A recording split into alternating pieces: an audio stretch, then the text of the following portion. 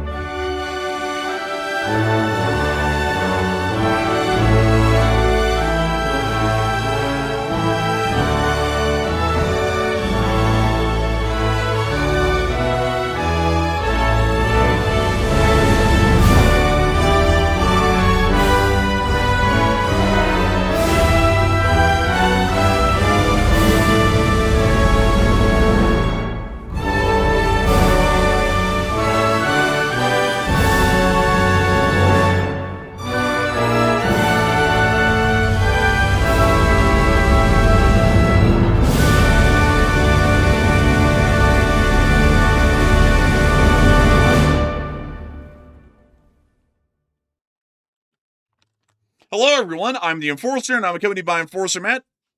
And good evening, folks. This is Enforcer Matt, and welcome back to day 1642 of the War News stream. And tonight we have very big news coming out of Russia and also out of Ukraine as well. Right now we're seeing massive explosions have apparently striked some Russian warehouses, the OZON warehouses across Russia, and some very large explosions. We've also seen a Russian airbase was ambushed by drones, apparently hitting multiple different fighter jets at the Anapa airport. And also, Russian farmers are now warning of an imminent famine that could be coming soon. And it's good to see you all once again. And, of course, we're going to be covering the past 24 hours of the news from around the world, as we have been able to hear significant developments within the Eastern European region, Western Europe, the Middle East, and also the United States of America over the course of the day, as we have been able to see that so far, Ukrainian long-range drone forces have caused significant and irreparable damage to the Russian Federation's air bases around the area of the city of Anapa within the Krasnodar Oblast, striking the airfield's facilities, major numbers of repair and also radar stations, including up around 8 Nebo and Katsa radar systems, and also the destruction of a MiG-29 and an Su-33 that were based at the airfield at Anapa City.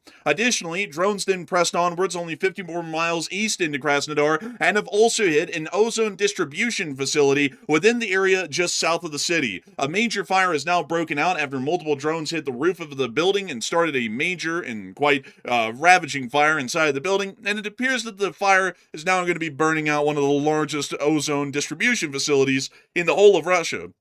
Rather misfortunate, if you ask me. But beyond that, we've also been able to hear that another logistics hub was also hit in Novomossilsk inside of the Stavropol Oblast, just about 100 miles east of that, of the ongoing ozone the ozone logistics fire south of Krasnodar. We've also been able to get further reports that within the area of Orenburg, the facilities are continuing to burn that were hit last night, including an ozone warehouse that was hit in the city of Orenburg, and we also were able to get further reports on the fire at Chapievsk in the Samara Oblast, Oblast, with the ongoing fire at the OZON facility there as well, which is still continuing to burn to the ground as of this moment right now. Ukrainian drone forces also conducted a rare first ever attack against the Russian Cosmodrome of the Russian Federation Space Forces, which are used to launch military satellites which house the military equipment of the Russian Federation that they use in orbit to be able to effectively communicate and gather reconnaissance on the Ukrainian armed forces, and in the future, possibly also to try and create a comparable alternative to Starlink based out of the Russian Federation for military purposes.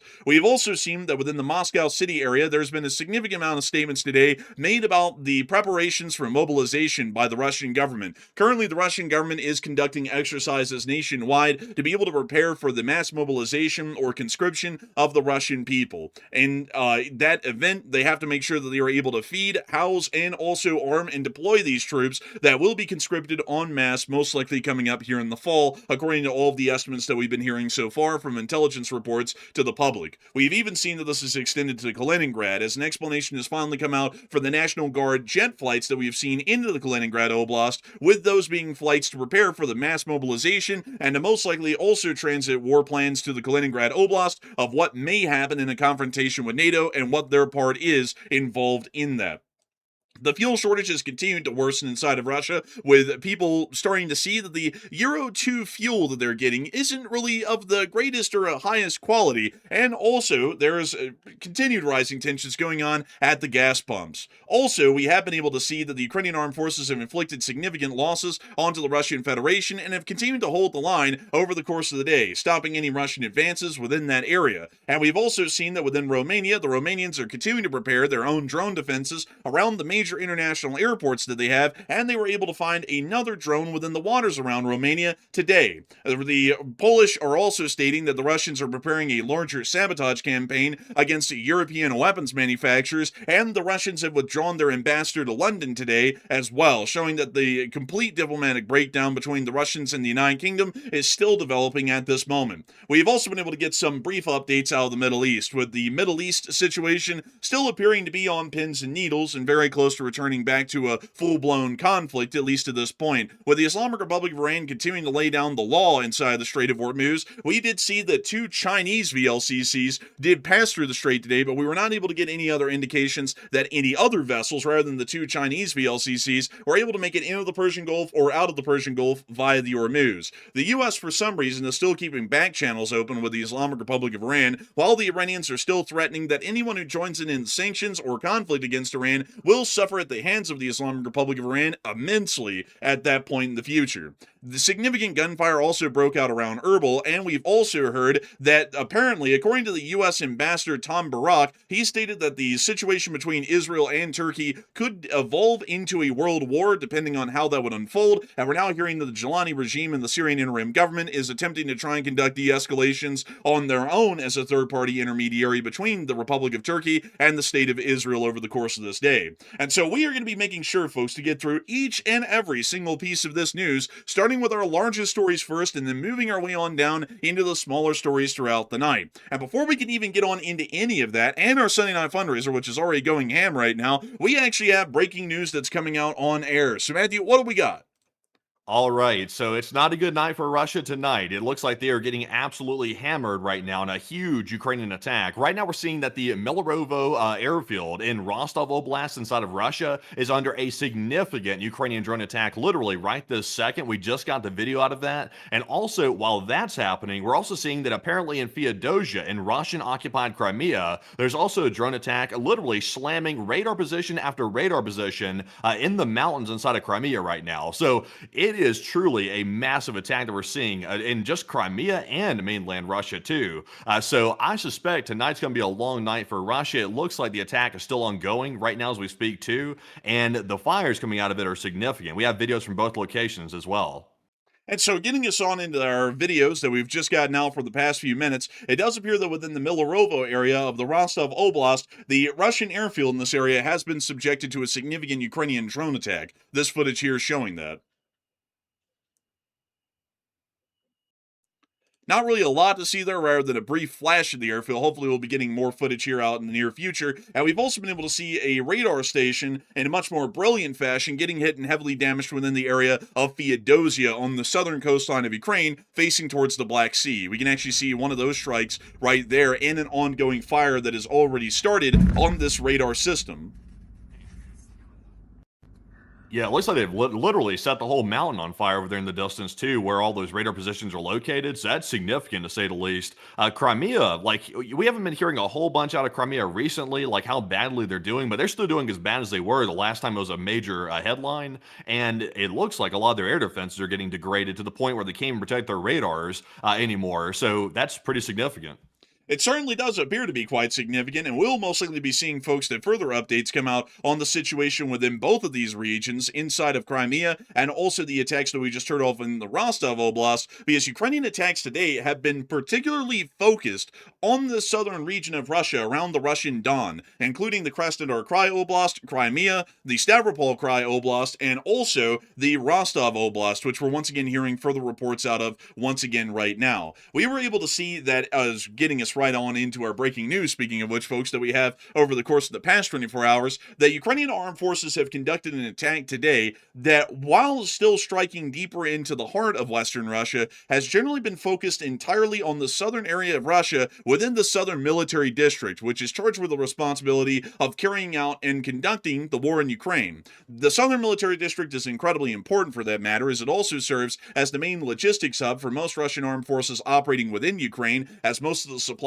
are based, coordinated, and operated by the Southern Military District, meaning that it has to be within the geographical parameters of that military command zone. And we also understand that the Russian Don region is incredibly important because it provides the Russians with their only other sea access that does not come from the Gulf of Finland, which would be their Black Sea ports of Novorossiysk, Tuap, Sinapa, Kerch, Rostov-on-Don, and others. These attacks today by the Ukrainian armed forces, interestingly enough, were attacking a mix of targets across the board, including further OZON distribution facilities and also military air bases around the area of Anapa. Footage actually came out today showing the Ukrainian armed forces striking and destroying 2 Russian jets, including a Russian naval aviation Su-33 and also a MiG-29 that were based at the airfield just outside of Anapa. To show you this air base outside of the Anapa area, it is actually the Vytyasevo Air Base, from what we understand, or the Anapa International Airport, which, while it does not operate a large number of international flights, or flights at all for that matter, on the civil side, one thing that it does do is that it does operate military aviation for the Russian Federation that has been involved in the war in Ukraine. Particularly, like we were seeing just a moment ago, the Su-33 platform, which can be seen here on the tarmac on satellite, and also MiG-29s, which I have not been able to find before the show, but if we look around here very briefly, we can see an Su-24 Fencer that looks like it might be having a fuel leak when the satellite picture was taken. That doesn't look too good. But as we understand it, this is an air base that is used quite heavily by the Russian Air Force, and Ukraine's attacks last night were able to hit and destroy both an Su-33, a MiG-29, and then a countless number of Nebo and Katsa radar systems that were operating within the Krasnodar Oblast of the Russian Federation. Here's that clip showing the Ukrainians hitting and destroying those fighters and radar systems. Well, you see here the first drone coming in and targeting the Su-33, which is sitting right there. Yeah, so the dramatic zoom in. Now, this Su-33, just to show y'all here really quickly, is actually sitting about this area of the tarmac where this Mi-28 appears to be sitting at the time of this satellite photography that was made. This is something that we can clearly see, because when we look at the footage, we can see this larger square tarmac here, and we can also see what appears to be the air traffic controller right there, right in line with the drone, which is traveling in from the west, heading east onto this area of the tarmac. If we look here for geolocation, we can actually see, once again, this very large square concrete block where the aircraft were sitting at, and we can also see this air traffic control tower, based right here or right here, either one of these towers, which is clearly in view in this clip. This second drone actually passes right over the Su-33 and then targets and destroys another vital aircraft. The Ukrainians also highlighted an Orion UAV, or an Orion recon drone that was based at the airfield at that time as well, which would be hit by the third drone in a moment. The second drone then bypasses the burning Su-33 and goes after the MiG-29 that's sitting at the opposite end of the tarmac, nearest to the large tower that we see in the background. We can also see a second drone hitting that MiG-29 as well. In the third target, they then go after and hit the Orion, also showing that the fire had started and was burning heavily on the MiG-29 at the point of this attack on the Orion reconnaissance drone.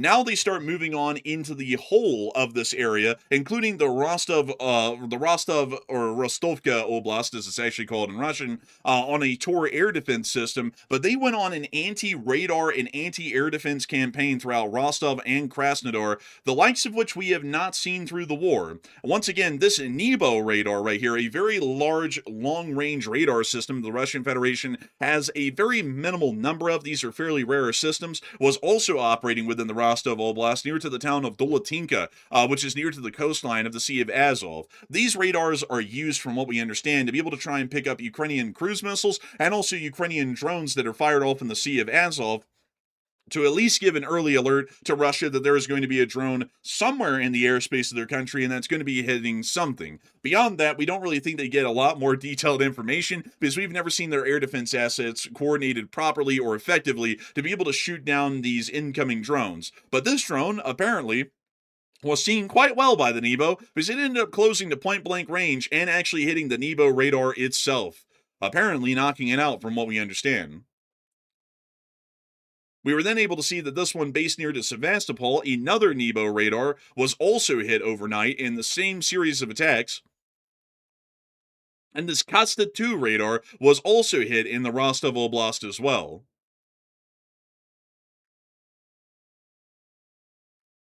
Now we can see them targeting a Poblot radar, which is based inside of the Krasnodar Oblast. This radar being a fairly advanced and modern one for the Russian Federation for what they're capable of. And they also hit a K2 system within Crimea.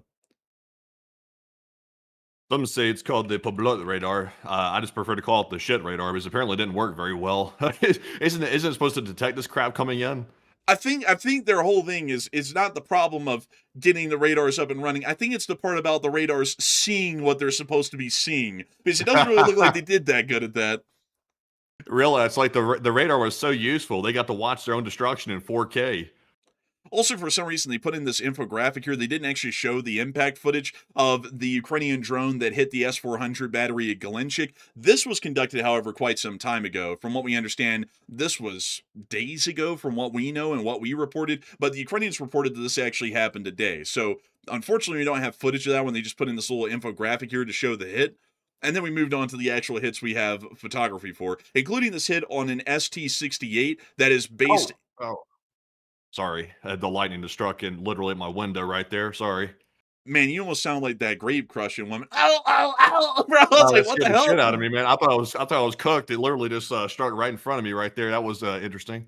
Man, I'm not gonna lie, man. It is thundering like racket out here right now too on my end of the city. But that is all of the clips of the strikes on the radar systems and also the aircraft that were conducted in Krasnodar, Crimea, and also the Rostov Oblast overnight. We can actually see that strikes were just conducted only minutes ago on the mountains of Feodosia, just to once again show this to everyone who may have not been here at the very start of the stream when this breaking news came out. There was a major explosion and fire on another radar system based near Feodosia just minutes ago.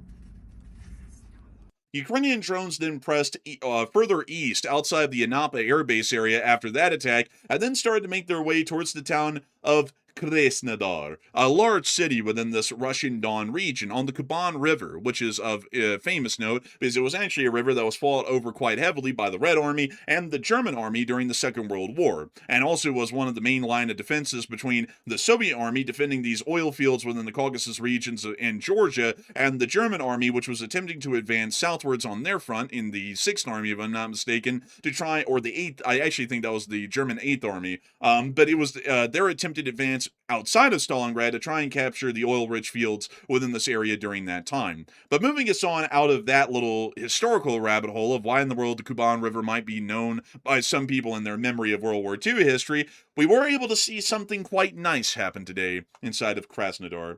Out in Krasnodar City, somewhere about hereabouts, is the town of Enem.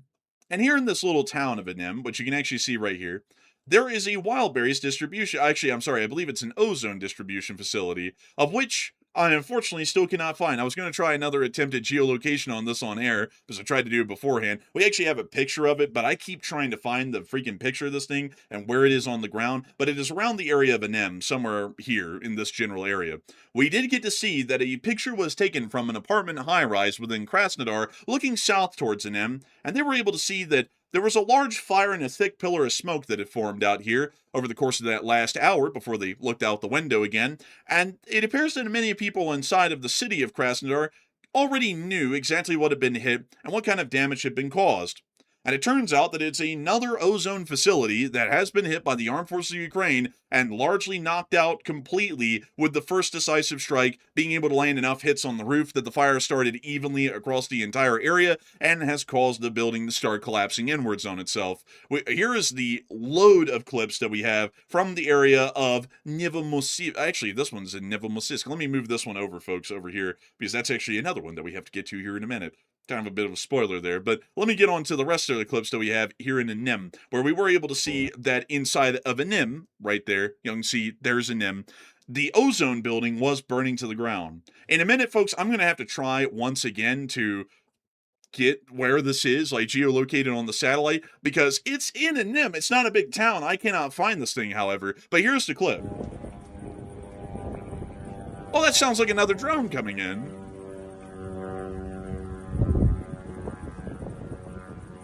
Oh dear. No hit, interesting enough. It was just the sound of it flying towards the building. But this Trust me, it definitely got hit. I mean, it looks like it's lit up like a candle out there in the distance, I would say. I would say.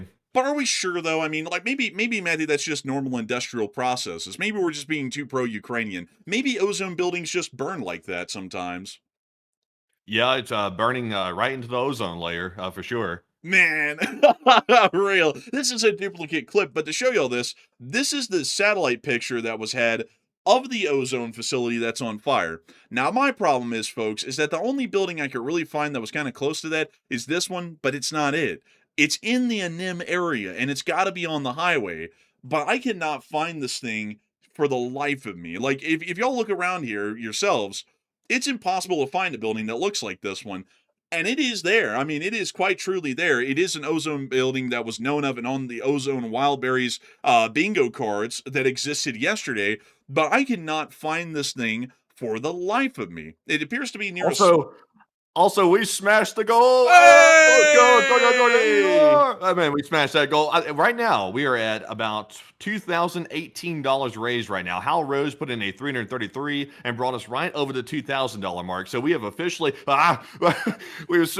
smashed the goal. But folks, I think I'm about to actually get struck by lightning here in a second. This is actually really horrific, actually. I've almost gotten struck like 3 times in a row, but that is fantastic right there. I'm electric because of the, but Enforcer, what say you? I gotta say, folks, absolutely incredible and amazing stuff to see that we have slammed the fundraiser goal of $2,000. We're now at $2,018 raised, and we did that in less than 30 minutes. The Leaf Spring Army is setting records these days, hitting these fundraiser goals and going well beyond them, massively beyond them. Truly amazing and incredible stuff to see.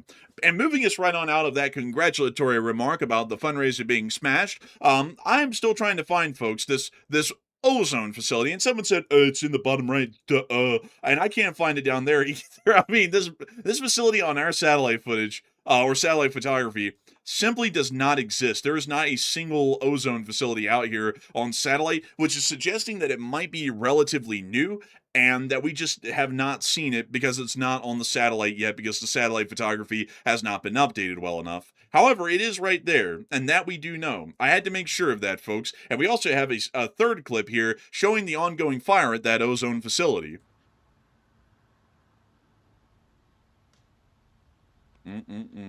Toasty, I tell you. And we also got a picture of it right there, near it to the morning hours. We also have a couple of more clips to show y'all here. Fresh clips of this ozone fire. Here's another one. A little bit closer up, actually.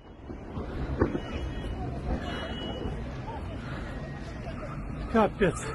I think someone's peeling out.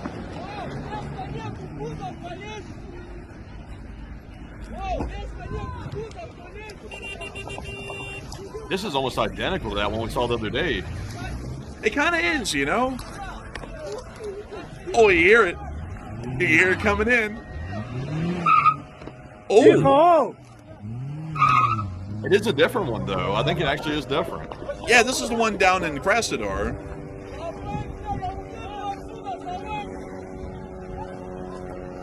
Oh! Oh! Oh! Well, that's why they're peeling out. That guy was going, wrestling, no wonder. Oh, there he goes again. Man, crazy stuff. We also got another clip of it. This dude looks like he's standing at parade rest. Man, he's getting ready for the military conscription, you know. And here's our last clip from this little series of the fire at the Ozone building. We also got one last little look at the Ozone facility burning right here.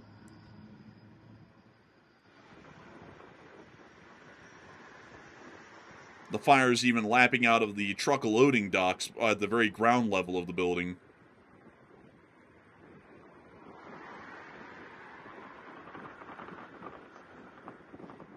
That's interesting. You hear that? It's like a crackling. It kind of is like a crackling. That must be the building about to collapse. Maybe.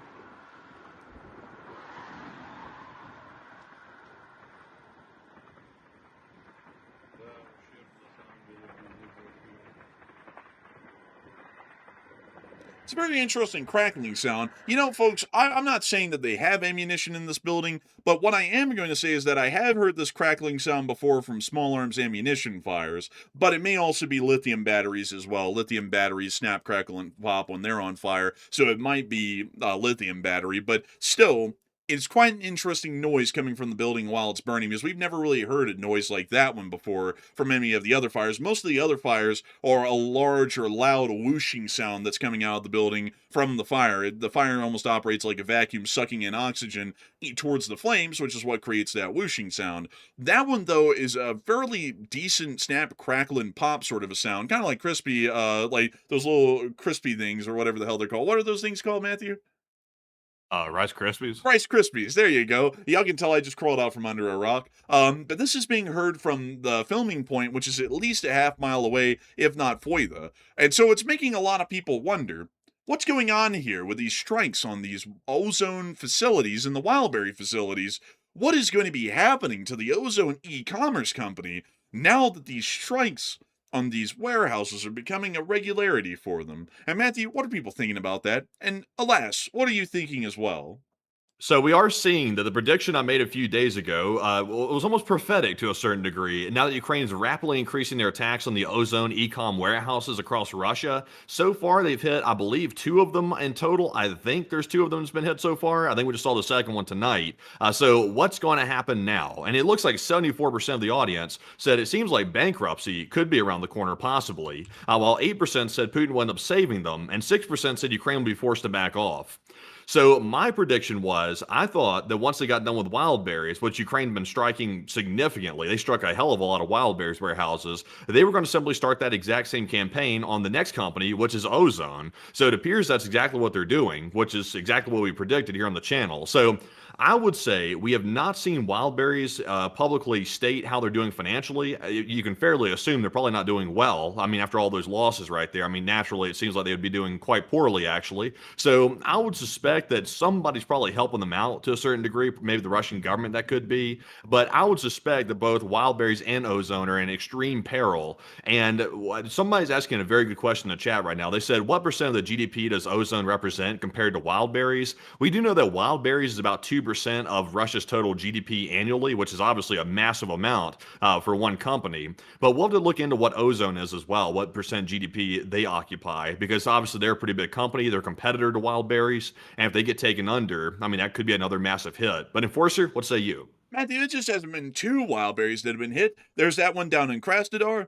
There's that one over here in Novomossilsk that we haven't gotten to yet. The one up in Samara and the Orenburg one. So four of them have been hit. Really, I think only in like 3 days. So they've been going pretty heavy. I mean, it's averaging over one a day right now that they're hitting. So they might be able to knock out most, if not all, of the major distribution facilities of wild berries at this rate within the next 2 weeks or less, probably. But beyond that, I would have to agree with the 74%. I think that bankruptcy is highly likely for the OZON company, much like it is currently for the Wildberries company, because these sorts of strikes and major damage being caused to their larger distribution warehouses are going to be causing not only problems for their logistics structures as a company to be able to move the packages around effectively, but it's also going to be causing a significant problem for them in terms of financial capital. Clearly, the money to build these structures isn't something that a lot of people have on hand. And so we could generally assume that most likely the construction of these sorts of facilities may have been financed through some sorts of loans. And the fact that they now have lost the building and that insurance will most likely not be covering them because most insurance doesn't cover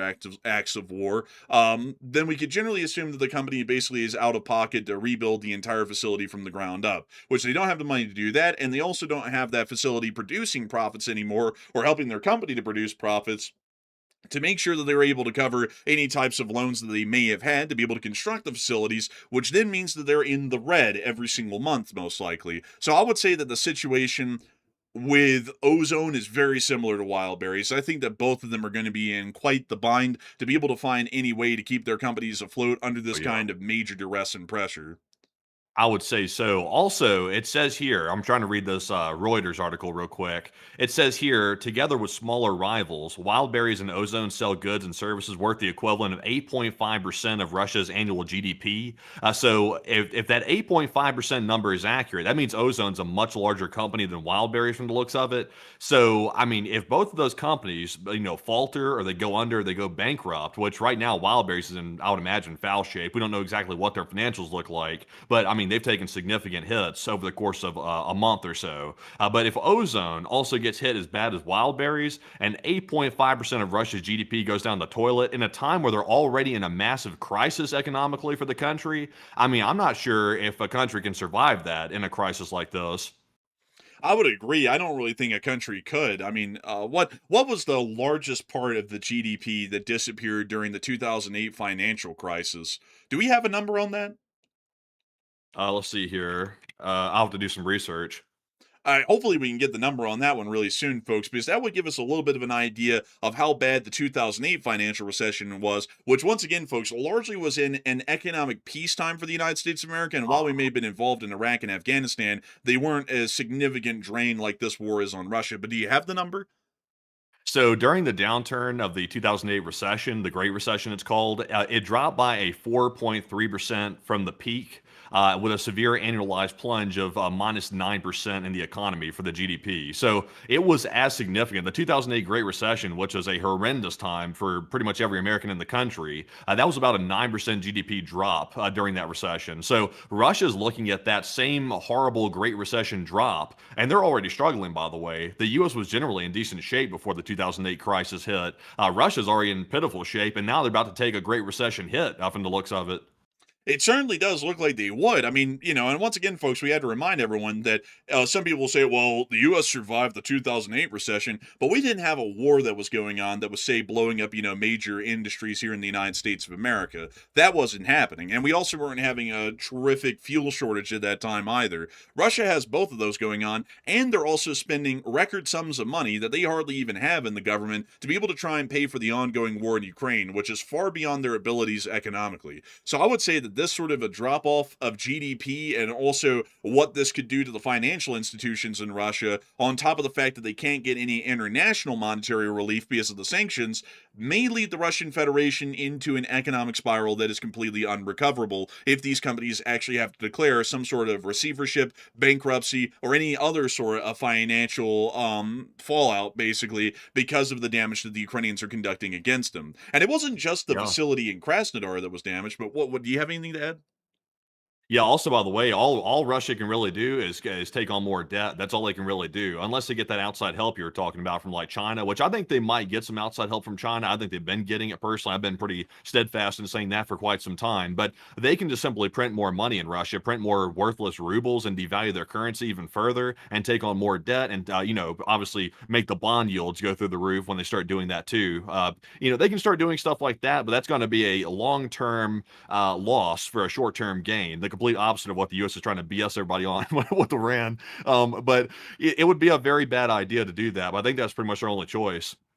I would agree. I think that might be their only choice, and I think that'll only make the economic collapse far worse when it finally does happen. Because at this point, folks, they're just getting all of their ducks in a row to have the largest financial collapse we'll probably see in modern history.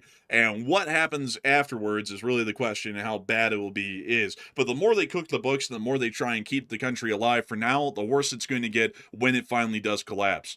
Speaking of damage to ozone facilities, we did get to see that only 100 miles further east of Krasnodar in Nem, where the ozone company's warehouse is currently on fire, another hit was seen in Novomossilsk against another ozone facility here in this city. And really quickly, folks, I want to see if I can find this one. Yeah, not quite. I'm not that confident in this one, and I don't want to waste a couple of y'all's minutes with me trying to find this thing. So I'll just get y'all into the footage of the ozone facility in Novomossilsk getting hit and damaged, which I'll move y'all into right here. Actually, this is a duplicate of the last one. So it appears that one of the clips that we got from the area over in Krasnodar was actually mislocated, because most of the other clips that I have that are duplicates of that actually show that this strike was actually on the ozone facility at Novomossilsk. So we do understand that there was a hit that we've already seen in a video in Krasnodar that actually happened over in Novomossilsk. So moving us on out of that and on out of the southern region of Russia, at least as far as those attacks are concerned, we also were able to hear that there was an attack in the Milorovo airfield that was just conducted only minutes ago when we just went on air, and there was also an additional report outside of that area in Samara that the ozone facility in Samara is still burning as of today. The satellite footage showing what is left of the ozone facility that was hit and burning yesterday, and it looks like most of the southern end of the facility has been completely burned out. The northern part of the facility, however, does remain intact and looks to be operational to some extent. But we'll have to see if the Ukrainians come back and double tap that to knock out the remaining standing part of the building. We did get more videos of the fire on the south end of the company's building today, which was about as spectacular as yesterday's videos. Damn. Also, by the way, breaking news, Dagestan's under attack right now. It looks like a very large attack in Dagestan. It looks like some Ukrainian drones are currently making their way in a large flock towards some, it appears to be, honestly, warehouses, actually, that's getting hit in Dagestan. So we can get that here shortly after we get over this. Also, let's see here. Yeah, I think it's another ozone warehouse in Dagestan just got hit, actually. I think it is an ozone No warehouse. way! Yeah, it's a third one, actually. It's been hit tonight. So they've hit apparently 3 ozone warehouses in one single night, and it's already a horrible fire. I mean, it's massive already. Interesting. We'll have to get to that right after these clips from Samara. So, getting us through our last 10-second clip here in Samara, so that way we can hop down to Dagestan.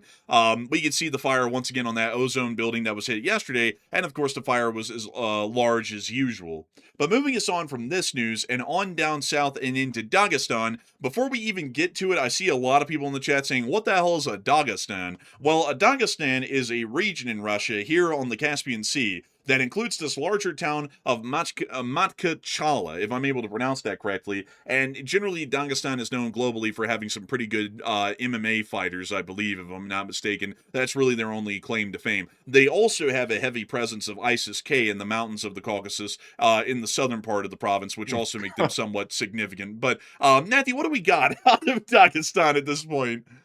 All right, so show them the first image, by the way. It looks like a sunset or a sunrise, can't tell, but the building is leveling. As you can see, that appears to be an ozone logo right there on the right side of the building, so it does appear to be an ozone warehouse that's on fire right here. This one is apparently the Tayub Ozone Distribution Center in Dagestan. This is the third one that's been hit tonight, and as you can see, it's already extremely comprehensive. What's very notable about these strikes and these warehouses that Ukraine's conducting is like we've been over many times before, they have perfected the ability of hitting exactly on each corner to start that fire so bad that they can't put it out, no matter how many firefighters show up. It's simply impossible to get this fire of this scale under control before the warehouse gets destroyed. So Ukraine has truly become very skilled at taking down these massive, like tens of thousands of square foot facilities that are truly unbelievable in size. But we also have several videos showing the workers running off from this whole thing. Also, some more videos of the fire under OZON Technical's post. So let's take a look. Man, like a dive bomber. Like, damn. Also, let's see, what other clips do we... Oh, those are the only clips we have right there, Click actually. OZON Technical's post, and it's on the replies. I don't see it under here. Click OZON Technical's post, and it's under the replies. Oh, okay, sorry. Whoopsie daisy. I wasn't understanding that one there. That one went over my head. But here's the other clip of the ozone fire. Oh, there goes another one.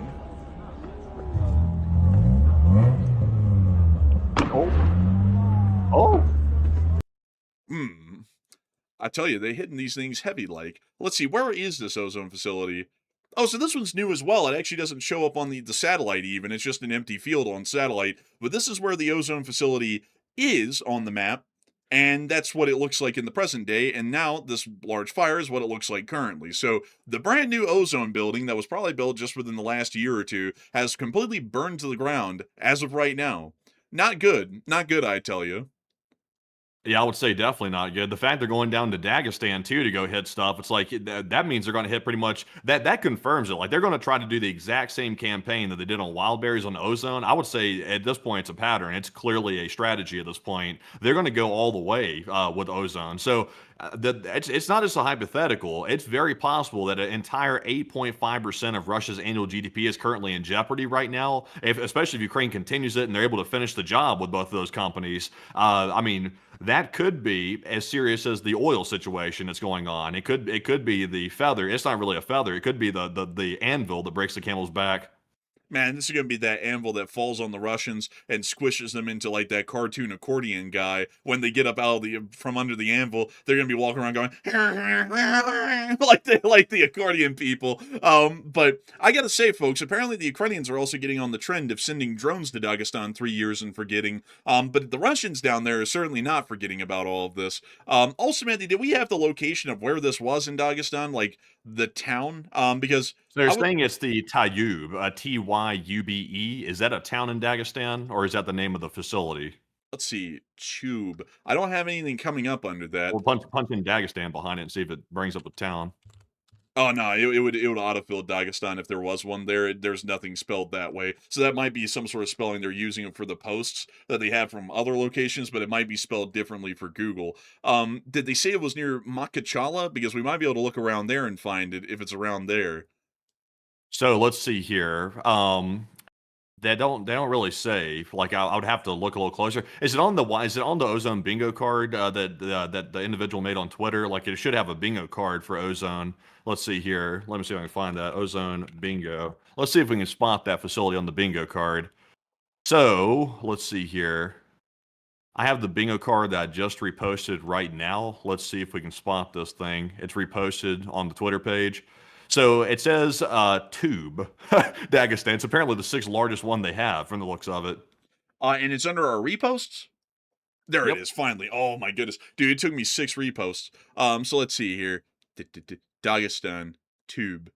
Man, they just spell it Tube. So if I spell in Tube, would we be able to find it that way? Tube, Dagestan. Oh? It's a tire repair shop. Yeah, bro. What the hell is this even? Oh, wait, this is like the National Police or something like that. I think it might be a mistranslation. I think it might be Tiube. I think with like a Tiube. I think that might be it. Maybe. I think it might be. Type that in, see if it is. And how do you spell that again? Tiube. There we go. We finally got it. So it's out here. Okay, so it's in here somewhere, and I don't think it's gonna show It's up on the right map there. as it is new. Ah, there we go. So it's right there. So zoom out, let's see what this is in proximity to. Is it close to the coast or like okay, so it is close to the coast. So I mean that's a pretty far distance for it to go from Ukraine. I mean, that's serious distance. How far is that? Oh, let me see here. If I measure the distance from there to Ukraine, let's say they launched it from like the Zaporizhia or Dnipropetrovsk regions, that would have been a minimum of 640-mile flight.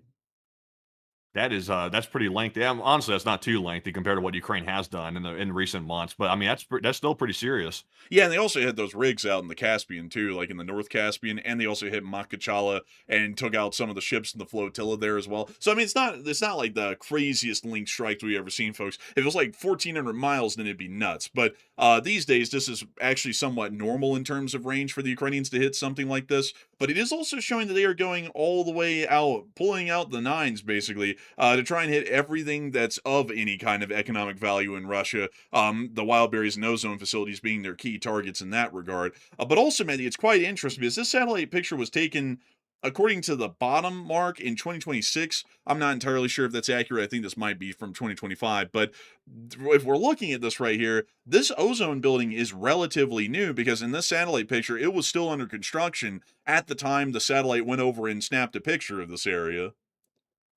Yeah, it looks like it is under construction.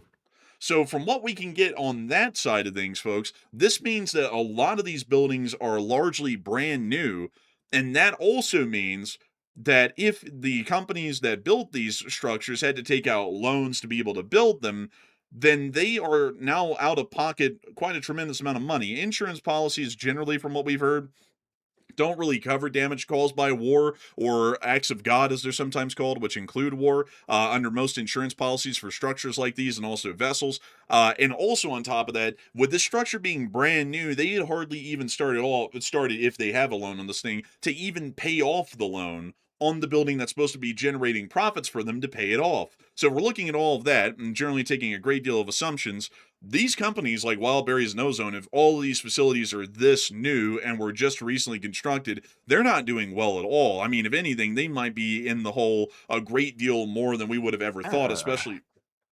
well, not really necessarily. I mean, a company can have a lot of assets. Like it looks like Ozone has quite a lot of assets. Actually, they have what appears to be possibly billions of US dollars in assets sitting around, and also they have a pretty large net income as well of like 73 million or something like that. So it looks like they're doing good financially. So they might have enough surplus to be able to survive this. And also, just because a company like leases out a building or they finance it or something, pretty much every company does that. They never pay for it in cash, pretty much ever. So that doesn't indicate they're necessarily in the red or something, but that they might be able to hold on for a while. But the problem is if they have no income coming in, it's like they're just burning through cash at that point, whatever they have on hand. Yeah, that's true. And I mean, with these buildings being destroyed, they certainly won't be having a lot of cash coming through on hand because this is going to be cutting out a lot of their abilities to conduct their normal business and operations. So I would say they're probably going to be doing quite badly as a result of these sorts of strikes, without question, at least in my opinion. But moving us on from that and on out of the news out of Dagestan, crazily enough, it's now time for us to move on over and into Orenburg, where we were able to see that the ozone building also hit here is still burning as of today. And we also got some fresh footage showing the attack on this ozone building in Orenburg from yesterday. Bleh. Блядь. Oh, see, he said it. And Damn, this was the picture of the final moment of Le Drone. that's a bad hit. That was a bad hit, and we understand that that building is also burning to the ground as well right now. So at the moment, we have one, two, three, four, five ozone buildings that have been hit in the past 3 days. So they're almost averaging two a day at this point with the current attack numbers that they're getting. So if we're looking at roughly how long will it take for them to knock out all of the 30 largest ozone facilities in Russia?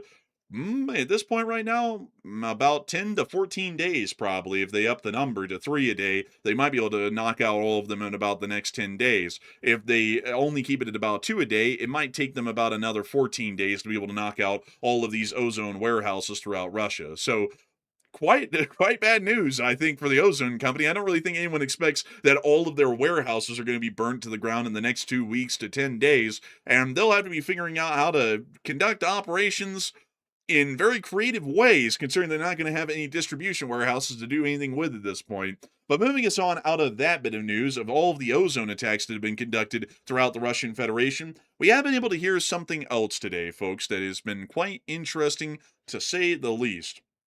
Out of Moscow, the Russian Federation is starting to work on mobilization and preparations for mobilization throughout the country. According to a report from the Wall Street Journal, Russia is quietly running nationwide mobilization readiness exercises, testing its ability to house, feed, and arm a large influx of new recruits. In one exercise in July, military officials flew from St. Petersburg to Kaliningrad to oversee concrete mobilization planning for the exclave's residents. Similar tests are taking place across the country in case the call is made. No decision has been made by the Kremlin. This is also leading us to the understanding that the flight that we recorded 2 days ago on, I believe it was Friday, where we saw that a National Guard Tu-134 took off from St. Petersburg and flew down into the area of Kaliningrad, is in line with my analysis that that was most likely a flight of top Russian officials and generals that are supposed to be conveying sensitive information either pertaining to a possible conflict with NATO or something else along those lines, and it couldn't be broadcasted over open comms directly to Kaliningrad, and that was the reason why the flight was conducted. It now appears that that is a part of this larger process of either preparing for mobilization or preparing for a conflict with NATO, or trying to do both at the same time.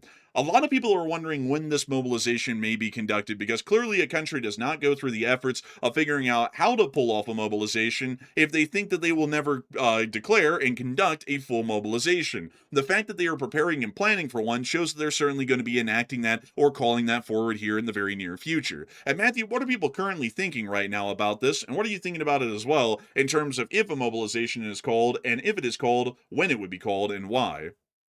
All right. So, according to the reports today, and we've been reporting on this for over a week now, so it's nothing new to us, but the mainstream media has gotten their hands on it and done a little bit more research to find out what Russia is doing. So, basically, what Putin is doing right now is he's doing a silent mobilization exercise across the entire Russian Federation, which lines up with the previous reports Zelensky's been telling people about that Russia is planning to mobilize after the Russian elections are over with, and he's preparing for a large military escalation. Now, Ukraine believes it's an escalation on Ukrainian territory, but NATO is getting a little bit concerned. They're thinking maybe it might not be what it seems to be, and it could be something preparing to aggress against NATO itself, or maybe the Baltics is the reason why they're doing those. And those flights to Kaliningrad has them on edge, and that's why we're seeing these massive encirclements of Kaliningrad and these recon flights on the regular, which NATO claims is a military exercise, but I really don't buy that, not one iota, to be perfectly honest. But what do you think is going to happen? It looks like 68% said Putin will mobilize after the elections, while 17% said Putin is just bluffing NATO to scare them,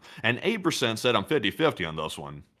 And I would say I'm definitely with the 70%. I think Putin will definitely mobilize after the elections. I think he's already made up his mind on that probably a month ago, I would imagine. And we've been seeing the reports come out constantly saying that he's planning to do that. So I would say take the reports at face value. Putin's getting more desperate. Naturally, he's going to resort to more extreme measures, and a full mobilization would be the next logical step in this meat grinder strategy that he's currently imposing on Ukraine. So I think he will do it. And of course, we're already seeing the elections are turning out and shaping up to be horrible already. Putin's banning political parties that might oppose him, and he's already setting it up for the usual shenanigans that take place in the Russian elections. So obviously not good. But Enforcer, what say you? I would be with the 69%. Nice. That says that you will be mobilizing after the elections. I think that it's quite clear at this point that the Russians have an ambition to go to war with NATO or to try and steamroll the Ukrainians, which in either form they need more manpower to do. Now, I know a lot of people are going to say, this is the oldest saying in the book at this point, how can the Russians go to war when their economy is in the tank and they have no gas? Well, let me ask you all this, folks. How in the world did Nazi Germany invade the Soviet Union in 1941 when their economy was in the tank and they were running out of gas? Same sort of an equation. They invaded the Soviet Union, which was one of the dumbest things that they could have done at that time, by the way. When Japan attacked Pearl Harbor in 1941, why in the world did they do that when they were running out of gas and their economy wasn't exactly doing that good either?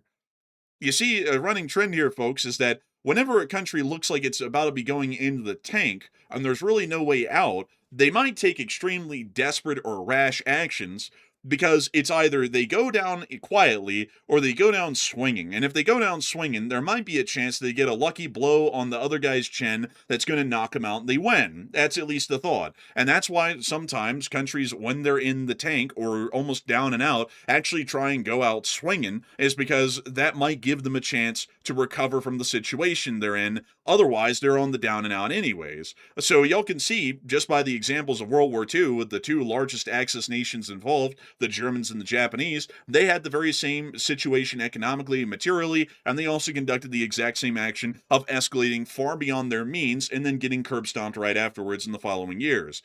So I would say that it is a decent likelihood that they may be conducting a full mobilization in the fall, and that they will most likely be conducting that mobilization to start moving towards a confrontation with NATO. Because trying to throw more men into the situation with Ukraine, it might change some things, but it's not going to be changing a whole lot for them. It's just going to result in more men getting killed, more manpower being wiped out of the labor pool, and they'll still have meager gains at that if they throw a whole bunch of men in that situation. Oh, However, yeah. Do you think that maybe they're wanting the Russian companies to suffer and like put people out of jobs? That way they have no other option but to go into the military to make some cash?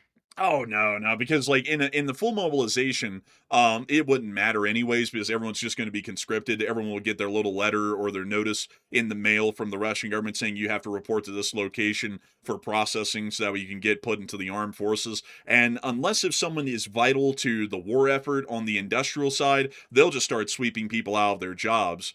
Because like how conscriptions always work, folks, in every single country is that they prioritize people to be conscripted based off of the importance of their job. So say for example, folks, you're like an attorney or something, or a doctor here in the United States of America, and you get a draft notice. Well, you can actually go to a draft court, at least here in the United States of America, or you can go to the draft board and say, I'm an essential worker. I do this important job. I'm either involved in the legal industry or the medical industry, so I can't go. And then they'll actually say most of the time, yeah, you're actually right. You're too important to go out there to the front. You can stay behind. But if you have a job like say, like, and not to say that these jobs are not important, folks, they are quite important. But it's say you're like a fast food worker at McDonald's, and you go up there and you say, hey, I don't want to be conscripted. I work at McDonald's as a fry cook. I'm very important to the United States or the Russian Federation. They're going to go, nah, not really. Anyone can do your job. It's a low skill job. You're going to the front. You're getting conscripted. And so even if the situation was to where a lot of these people were getting laid off, it wouldn't really matter anyways because they would all be considered low priority workers or low skill workers, and they would already be in the conscription pool from Ozone or Wildberries, regardless if they were employed or not.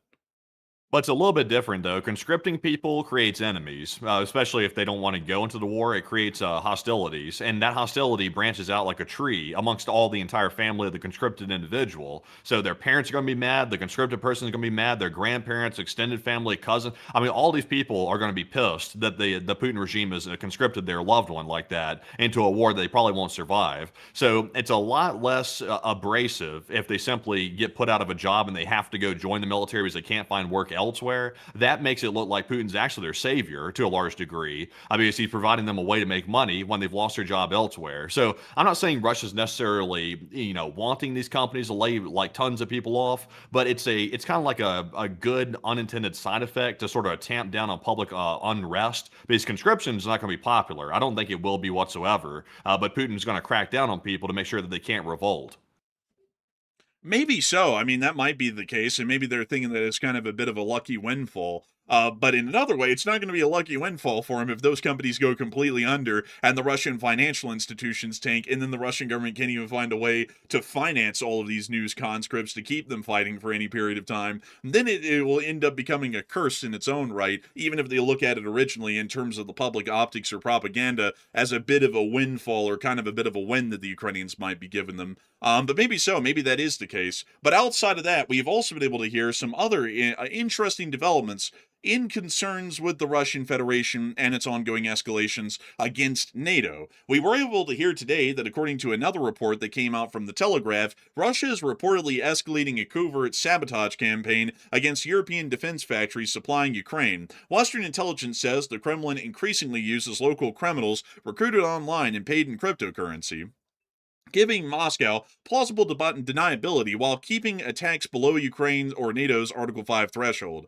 Recent fires and explosions in Estonia, Bulgaria, Italy, the Czech Republic, and Lithuania are being investigated, though Russian involvement has not been proven in every case, and that was according to the Telegraph. So we are seeing that the Russians are still ramping up their hybrid warfare attacks, like we've been saying, and it appears that other mainstream news articles are finally picking up on that and reporting that as well. I also got to say, folks, this picture is so goofy to me because I'm looking at it, folks, and I have realized something here. When you shoot a rifle, I don't know about y'all, but I was generally taught, folks, that the form is that if you're left hand dominant or right hand dominant, either way, your dominant hand goes onto the pistol grip and the trigger to be able to fire the rifle, but your other hand doesn't sit below the magazine. You rest it on the very back of the stock of the rifle, if it has a stock like this, to be able to give yourself a little bit more stability. I've been told that is either the machine gunner's way of holding a rifle,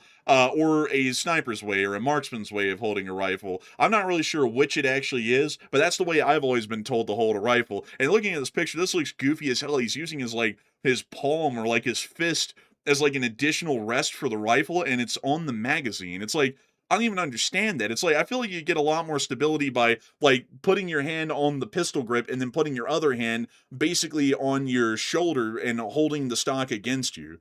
That's what I would think. Oh But man, give him a break. He was just a paper pusher in the FSB, or no, the KGB back when it was known as that. But yeah, he was just a paper pusher, bureaucrat. yeah, honestly, he was, and you could tell. Man, it's always interesting, man, when when anyone who's involved in the paper pushing tries to look all macho and stuff, and then they hold the rifle the wrong way. Or that one time the Navy put out that picture of the admiral shooting an AR on a rib, and he had the scope on backwards, and he was looking through the the opposite wrong side of the scope rather than the right side. Yeah. It's that kind of stuff. Also, I see some people saying, "Look, guys, he was an agent. He was KGB." I mean, just because you're CIA in America doesn't mean you're trained on how to go, be a field operative. I mean, you're not trained on that. I mean, depending on your job role, I mean, you could be the janitor at CIA and still have a clearance and go into the building. You can do that, but you're not trained on how to use a pistol or something as the janitor. I mean, if he's out here being a paper pusher or a desk bureaucrat, he's not being trained on stuff running around in the Middle East or something like that as a covert agent. That's not happening. Also, I see some people saying, well, I put my hand below the magazine. Well, yeah, you can do it. But what I'm saying, though, is that, he has this whole image about him of oh, he's the super James Bond guy of Russia. He's the FSB, KGB spy guy, Bled. It's well, he doesn't really look like that when he doesn't have, the proper form that I generally think is taught worldwide about how to hold a rifle like that. If you're shooting a rifle on your own, folks, here in the States, you can do it however you want. I mean, you can shoot these things sideways for all I care. But if you're trying to present the image of, you're the super spy mastermind of Russia, super machismo man that knows everything and cannot be taught anything new because he knows everything anyways, it's that's not really the right form, And I see a lot of people saying, well, yeah, I mean, that doesn't look like it. And I see a lot of people say, oh, you've never seen snipers use beanbags. Well, he doesn't have one, though. He doesn't have one. If he had one, that'd be different. He doesn't have one. He's just got a bipod and a table. So that's what I'm working off of here. I'm not trying to say, well, if he had a beanbag, it's yeah, you can do that in other cases. But he's not. So, that we're working with what he's got right here, and that looks odd, I'm not going to lie. But moving us on out of that whole deal, and outside of that picture from Clash Report, the Russians are also furthering their deterioration of diplomatic relations with the UK, as they've actually withdrawn their ambassador to the United Kingdom effective today. We also were able to hear as well that within Romania, the Romanian government is now working on getting drone defenses up for two of their largest airports in the country, as the threats of Russian drones making it across the border and deep into the country are still increasing with each passing day. And they're now trying to find a way to safely take down these drones and protect civil aviation and the citizens traveling on that civil aviation within Romania, because of the ongoing rising threats. We also were able to hear as well that another drone was found off of Romania's coast today, and a floating object was reported near to Costanetsi this morning and was identified by a Romanian Navy EOD diver as a Gerbera-type drone, another Russian drone. The drone contained no explosives and has been recovered by the Romanian Coast Guard. This is also one of the, I'm not mistaken, I think this is one of those IAR-330 SOCAT helicopters. And I'm not going to lie, folks, it actually looks pretty cool in the Romanian Navy paint scheme. I was looking at that earlier today. I was like, man, it's kind of a baller look right there. They just kind of busted it with the clip art anchor that they put on the side of it, kind of busted the design.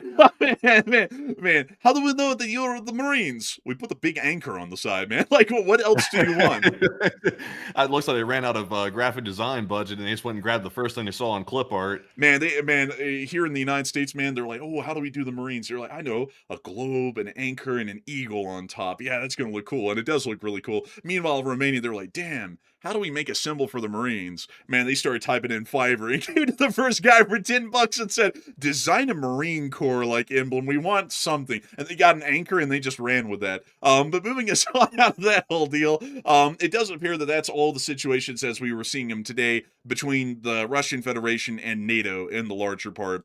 So now, folks, it's time for us to move on down and into the Middle East. But before we get to the Middle East, folks, I do have to say a humongous thanks to everybody who has been watching so far tonight. We have had 15.7 thousand people here at the peak, and 64,000 people have watched the stream in the first hour and 9 minutes. Before we make it on into the rest of the show, I want to give a humongous shout out to everybody who has been involved in supporting the fundraiser so far tonight and has been able to get it well over $2,000 at this point. I'm not sure of the exact number because the screen that I have where YouTube is running the stream so that way I can see the fundraiser number isn't really running well right now, but I do know that it is over 2,000. I think it's like 2.3 or so. So Matthew, please tell us what the number is and tell us all those top donors who have been able to make that possible tonight.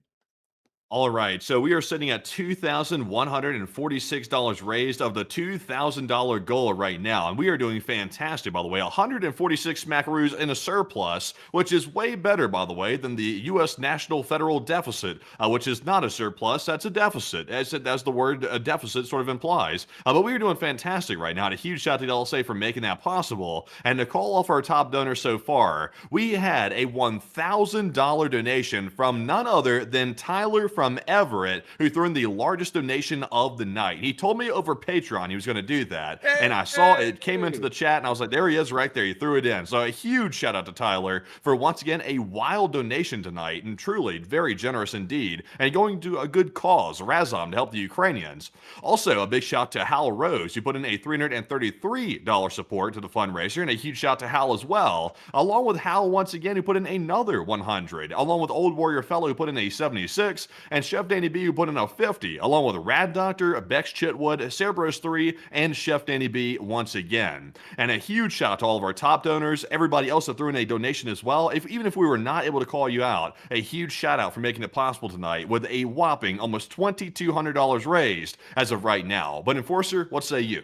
Absolutely incredible stuff. I got to give a huge shout out, especially to Tyler from Everett for the tremendous support to this fundraiser that we've seen so far tonight, and everybody else who supported the fundraiser, because each and every single one of y'all has been able to make it possible that once again, the Lee Spring Army has far exceeded what it was supposed to be able to do and has smashed the fundraiser goal in quite literally no time at all. We did it basically in about 30 minutes at the beginning of the stream, and that is an unbelievable and amazing sort of a thing. I also got to say that the Lee Spring Army is truly an amazing and kind group of folks, because y'all have continued to support the nonprofits that we have run here every Sunday on the channel for years now, and have been able to help out tremendously in shaping the stories that we're actually covering here on air with the kind of support that is given to the very areas of the world that we're covering each and every single day. So a humongous thanks to each and every single one of y'all so much once again for y'all's support to the fundraiser tonight and for all of the years we've been running them. And with that in mind, folks, it's time for us to get some questions from the chat. We're going to be getting 3 of them here before we move on. So Matthew, what do we got? All right, so if you've thrown in a super chat, by the way, we will grab those during the final question segment, so be rest assured they're coming up very, very soon. But to grab our first 3 live chat questions, this one is going to go to none other than Santa Fe, who said, do you think Putler will evacuate his soldiers from Crimea finally? I would doubt it, because I think if they leave Crimea completely unoccupied, the Ukrainians are going to exploit that somehow, and then the Russians are going to have a fairly large problem on their hands where the Ukrainians might be attacking their forces from 2 sides and completely sever their supply lines near Melitopol and Tokmak, which are vital crossroads for supplies to be able to make it onto Kherson and really throughout the whole of the southern front. So I would say that, in my personal opinion, I would believe that they're probably not going to be withdrawing completely. Now, non-essential forces, they will withdraw because they're going to be a supply drain, but they're going to have to keep at least some people there all the time to be able to make sure the Ukrainians can't just walk in uncontested and take Crimea from right under them. So I hope that does address it the best I can, at least in my opinion. And with that, we're on to the next one. Our next one here goes to Tumultus, who said, "Can you explain what full mobilization is for those who don't know?" Full mobilization is where the entire nation's industries and also population is dedicated to the war effort. So what it really means, like, I'm trying to figure out a way to describe that rather than just saying it that way. What it really means is that basically every single able-bodied man that the government needs to be able to build up the armed forces of the size that they want will be conscripted into the war effort and taken to go fight in the war. Everyone else will be put into working in essential industries, and most consumer goods and non-essential goods that have been produced before the war during peacetime will be completely cut out, as they're going to be dedicating all of the nation's resources towards producing weapons and other materials for that ongoing war effort. So that's generally what it means in a larger sense. If we're talking about what full mobilization looks like, it's what the US did during World War II, or it's really what any country did during World War II. World War II is one of the best examples where basically the entire world went into full mobilization and dedicated all of their resources and efforts towards the ongoing wars around the world. And so if I was to ever give a good example of what that really does look like, the Second World War would be a great sort of an example. So I hope that does address that the best I can. And with that, we are on to the final question of this segment. So Matthew, what do we got here? And this one's going to go to none other than Steve, who said, "What percent of GDP does ozone represent compared to wild berries?" And based on the very quick glance I did on research on that, which I'll have to do some more research on that off air to verify that, but it looks like between wild berries and ozone, it's about 8.5% of the GDP of Russia annually. So I think wild berries was about 2% or something. So ozone must be significantly larger than wild berries. But once again, take that with a grain of salt. That was just based on the glance at the information really quickly. So I think ozone might be a much larger target, I would say. But Enforcer, what say you? I'd have to say that's generally what we know as well as the GDP figure. And so they're quite significant parts of the Russian economy. I think the total that we had earlier was like 8% is the distribution companies, including Wildberries and Ozone, which make up a chunk of that. So it is quite a large part of their economy that could be knocked out completely by Ukrainian drone attacks and never return. Like maybe, depending on how bad it really ends up becoming. So I hope that does address that the best we can, and it is time for us, folks, to move on and out of this question segment here and on into the rest of the news that we have, which actually brings us on down and into the middle of the East. Goodness, folks, goodness. We're on the eve of doomsday, folks. We're on the eve of doomsday here, we've been told. Economic D-Day. Economic D-Day. That's the term they're using in the White House right now. Tomorrow, folks, we're going to get the announcement, which we may or may not be around to cover tomorrow, because if there was a shorter video to be made, it's Matthew's day tomorrow, so we might cover it if there is enough news to make a video tomorrow. If not, y'all hear about it on Tuesday. But tomorrow, according to the United States Office of the President, it's Economic D-Day on Iran. So we're finally going to figure out what the sanctions regime looks like against the Iranians and what they're going to be adding on to them. To be entirely honest with y'all, folks, I'm not expecting anything grand or significant. Most of the grand and significant sanctions have been on them for quite some time now, so it's probably going to be a whole bunch of penny-ante stuff, but generally that's what we're hearing right now. So this is the eve of Economic D-Day. It's going to be bigger than D-Day, according to the president. It's going to be grander and greater than D-Day. D-Day veterans have been walking up to him from thousands of miles around the world, telling him, Sir, your plan is way better than Eisenhower's, way better than FDR's. It's so good. Wow. Normandy, Iran. It's a bad place, Normandy, Iran. We're going to call it Economic D-Day. That stands for Economic Dunce Day. That's what it stands for, sir.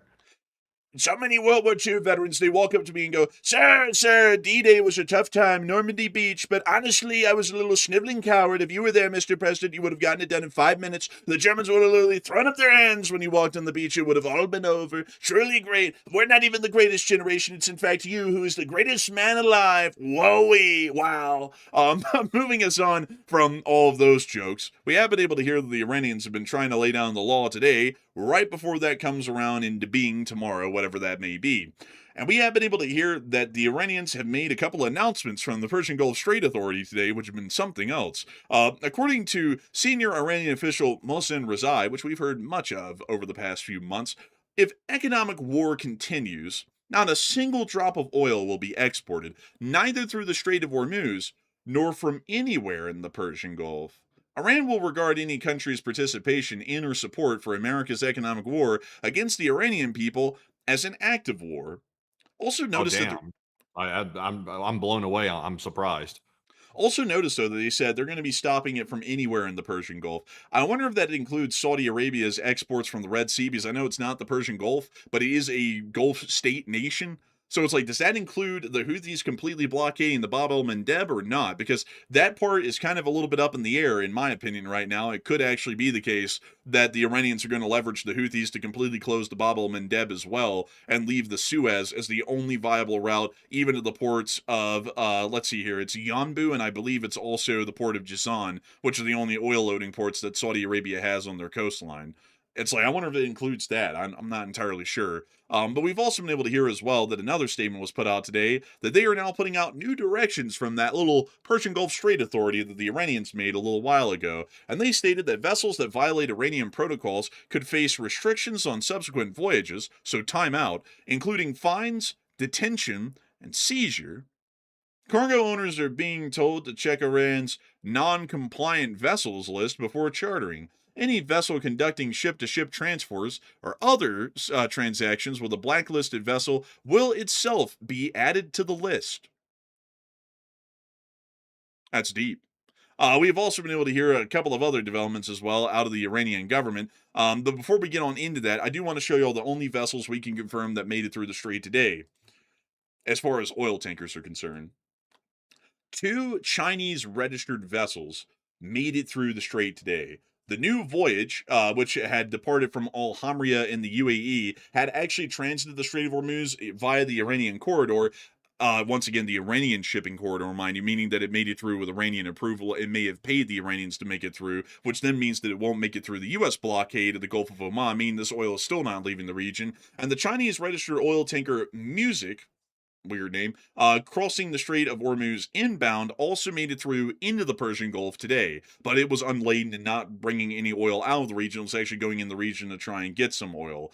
That is all we have as far as ship transits for oil tankers that we saw today. Not a single tanker made it through the strait with a transponder on or a transponder off, rather than those two over the course of this day, and both of them are Chinese registered vessels. So we have a general understanding that this claim that CENTCOM has that 7 million barrels of oil are flowing out of the strait every day still appears to be largely bogus by all the ship tracking data that we're able to get here over the past 2 days, where we're making sure to account for it exactly and have receipts. If they're counting oil getting out of the region to China, well, 7 million barrels a day doesn't really matter to us, much to us, does it? It really matters more so just to the Chinese. What we're looking for is oil that makes it out of the region that's going to Europe. That's really what we care about the most. And so far, we still haven't seen that yet over the past 48 hours. Not a single drop, largely, has made it through for what we can account. But moving us on out of Yeah. the... This oil shortage. It might be time to consult with Diddy.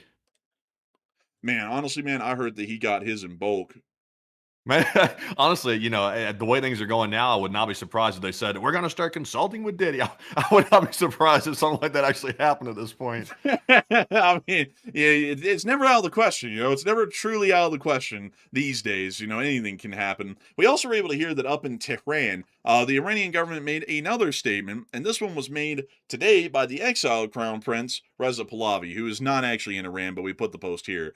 This was his statement. The price of the US dollar has crossed more than 2 million rial mark today. The dollar is now worth 28,570 times more than it was when the Islamic Republic came to power. Nearly 5 decades of corruption, mismanagement, and incompetence under the Islamic Republic have brought poverty, economic decline, and isolation to the Iranian people. 5 decades of experience have made one thing clear: reform within the Islamic Republic is impossible. Today, the Islamic Republic is driving Iran toward the edge of a cliff at ever-increasing speed, and is now the duty of every Iranian, including government employees and members of the country's civil service, to do everything possible to obstruct the regime's destructive actions and weaken its abilities to continue them, helping create the conditions for its removal and for saving Iran. So that was more so the statement from the Crown Prince Reza Pahlavi, and I would like to say that these statements do quite a great deal, but I hate to say it, he's been making a lot of statements like this over the past 6 months, and we really haven't seen them stir the people enough to really do anything. Maybe the impact is there, but we haven't really been able to measure or record the impact of these sorts of statements or calls to action in Iran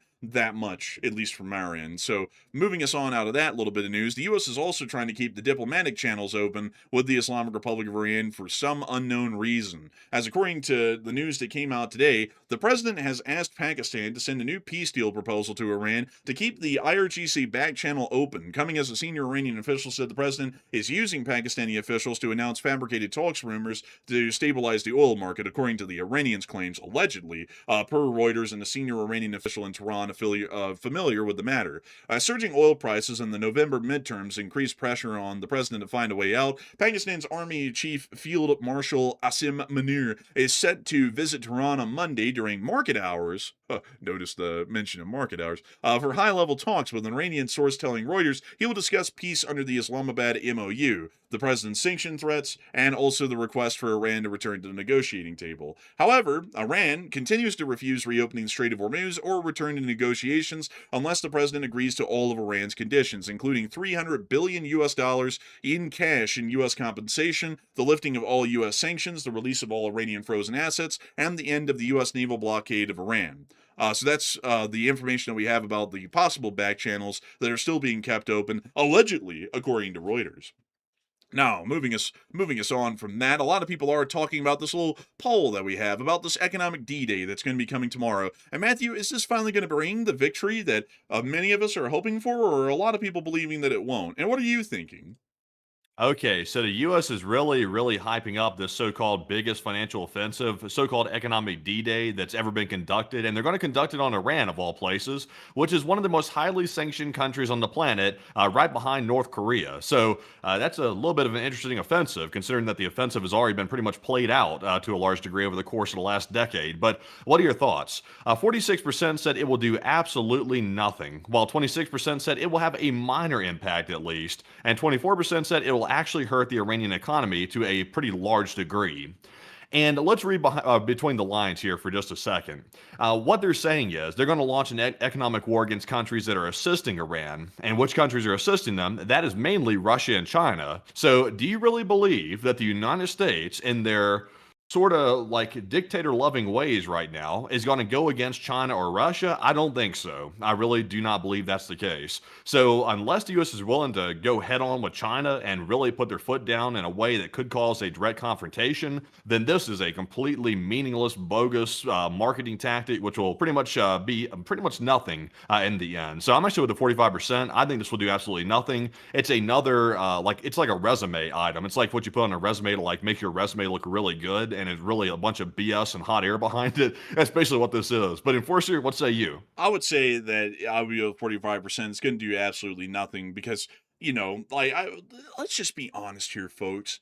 If you listen to the president talk about anything that he does, he's going to tell you that he's done everything and it's been the greatest that's ever been in history. And while politicians will always make everything sound like what they're doing is good, the current president has a way with words to where literally everything that he does has never been done before in history the way he's done it, and it's amazing and it's never going to go wrong. And then almost everything in foreign policy that he's done in the past year and a half, or almost 2 years at this point, has gone wrong in every conceivable way that could be imagined. So I would be entirely frank, I don't think this is going to be doing anything. I think the talk of economic D-Day is complete hype, just like the talk that he had about completely destroying Iranian nuclear facilities in the middle of the summer last year, which was certainly not true. Otherwise, we wouldn't have gone to war with them a second time here in this year. And also the statements where he makes the claim that we've completely destroyed Iran's military, except for the fact that they just keep firing ballistic missiles and anti-ship missiles at every single U.S. military base or soldier that breeds within the region, or every ship that tries to pass through the Strait of Hormuz. Outside of all of that firepower that the Iranians just keep leveraging, they're completely wiped out.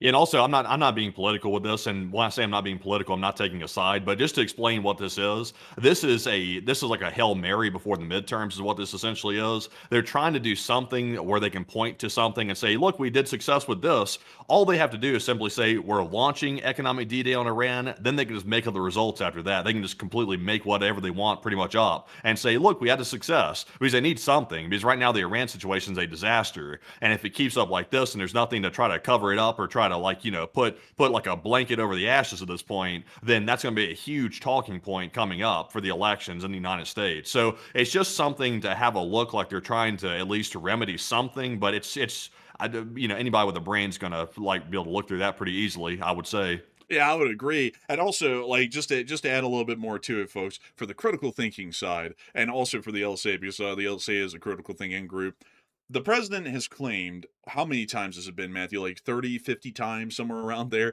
that the Iranians are begging him to make a deal, and they're dying for a deal because they want the war to end. But he's been saying that quite literally since the first week of the war, and we're 6 months in now, and they're not really dying for a deal. If anything, right now, they're making it incredibly clear that they will not take a deal unless if it agrees to absolutely everything that they want, which shows that they certainly do not want a deal, and they're not calling him up and dying for a deal because nothing of their actions is showing that that is the case. So if we're ever to take the president's words at face value, then we are in a very bad spot. I would say that the whole economic D-Day talk is going to be just that. It's just talk. The sanctions will come around tomorrow, and we'll probably read them off air, and see what they're about, and we'll probably see Yeah. the amount to not much of anything. If they were seriously doing something that had any type of real chance of succeeding, they would not hype it up this much. Because I mean, nothing's guaranteed. Like there's no guarantee if you put sanctions on Iran, it's going to work at all. Like you don't know that till you do it. So the fact that it's being so overhyped, that's what's sort of tipping me off. That it's a bunch of hot air. Because why would you need to overhype something? Simply let the results speak for themselves when it's done and over with, and that's all the hype you need is the results. But they're doing all this front loading, all this bloviating, all this like yapping and marketing and stuff for it, which usually that's a bad sign. That means there's really nothing behind it. Yeah, I would agree. I also just saw Captain Tech say Golubov literally said they needed to start negotiating 2 days ago. Yeah, but you're throwing out a whole bunch of stuff out of that to try and cherry pick it to make it sound like it works. The Russians say every day that they would love to make a peace deal with Ukraine and they would love for the war in Ukraine to end. It's just that the Ukrainians have to unconditionally surrender to the Russian Federation when the actual terms of what they would be willing to accept comes out, which means that they don't actually want to end the war. Everyone in Iran says, oh, yeah, it would be great if the United States would just come and talk to us. And then when the United States comes and talks to them, we say, okay, we want unconditional surrender on the part of the United States. We want every single term of ours accepted. Otherwise, we're not going to take a peace deal. So saying that someone said, oh, well, we would love to have a peace deal, that's a very different thing when they say, oh, we'd love to have a peace deal, and then every time they come around to explaining what a peace deal would be, it's unconditional surrender. Because if you ask the United States then, during the Second World War, or Germany, or anyone for that matter, in the Second World War, would you like to have peace?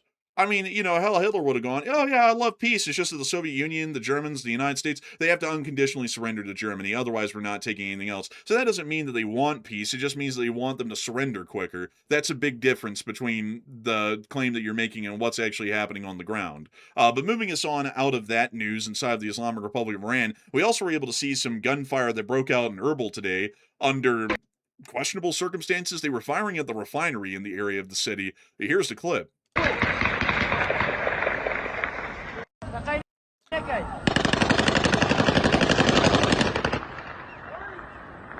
I think it's just a celebration. I don't know what it is, but firing at a refinery isn't smart. Man, honestly. Damn, you good? Man, I'm kind of dying and kind of laughing, so it's kind of a little bit of both. Man, you sat there and said, man, honestly. Bro, I was like, what do you got to say, man? I was like, what are you trying to say? Man. Oh, man, bro, that was wild, bro. I was like, I don't know what's going on. Did I tell you I work in the mine during my off time? I go work in the mines. Yeah, actually, folks, no joke. Like when we get off of air, Matthew just goes out here to the Rio Tinto mine, and he just starts digging there, like with like a shovel. Like it's a lot of hard work, a lot of dust out there too. So it really gets to him. So whenever he goes back to his place, he usually is coughing up a storm pretty badly. Me personally, folks, I don't like to work in the mines. I think the whole lung issue is a big deal, and I'm kind of asthmatic anyway. So I personally like to work on the railroads because everybody knows that the railroads definitely won't give you asthma. But anyways, from that, it's now time for us to move on into the rest of the news that we have from the Middle East. We were able to hear that apparently, according to the U.S. ambassador Tom Barak, he actually suggested that Israel's strike on a Syrian airbase may have been intended to bait Turkey into a conflict ahead of Israeli elections. Boy, we haven't heard that one before, have we? You know what that's about, Matthew? Oh, yeah. Oh, we can't have a criminal proceeding now. We're at war with Turkey. Man, honestly, man, it's like, that sounds a lot like it. But he said there were no Turkish military assets at the site, and he described a potential Turkish-Israeli clash as risking World War III.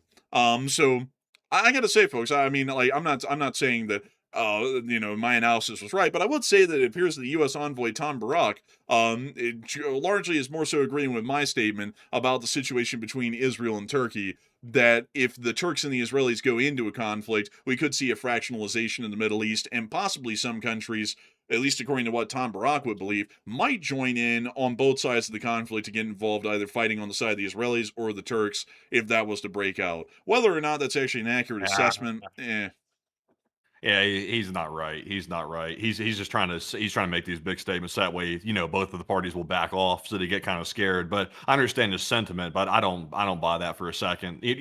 Like we went over this at length last night. NATO's not going to start going and attacking Israel over them getting into a spat with Turkey. That's not happening. Well, what if the U.S. envoy has information that we don't have?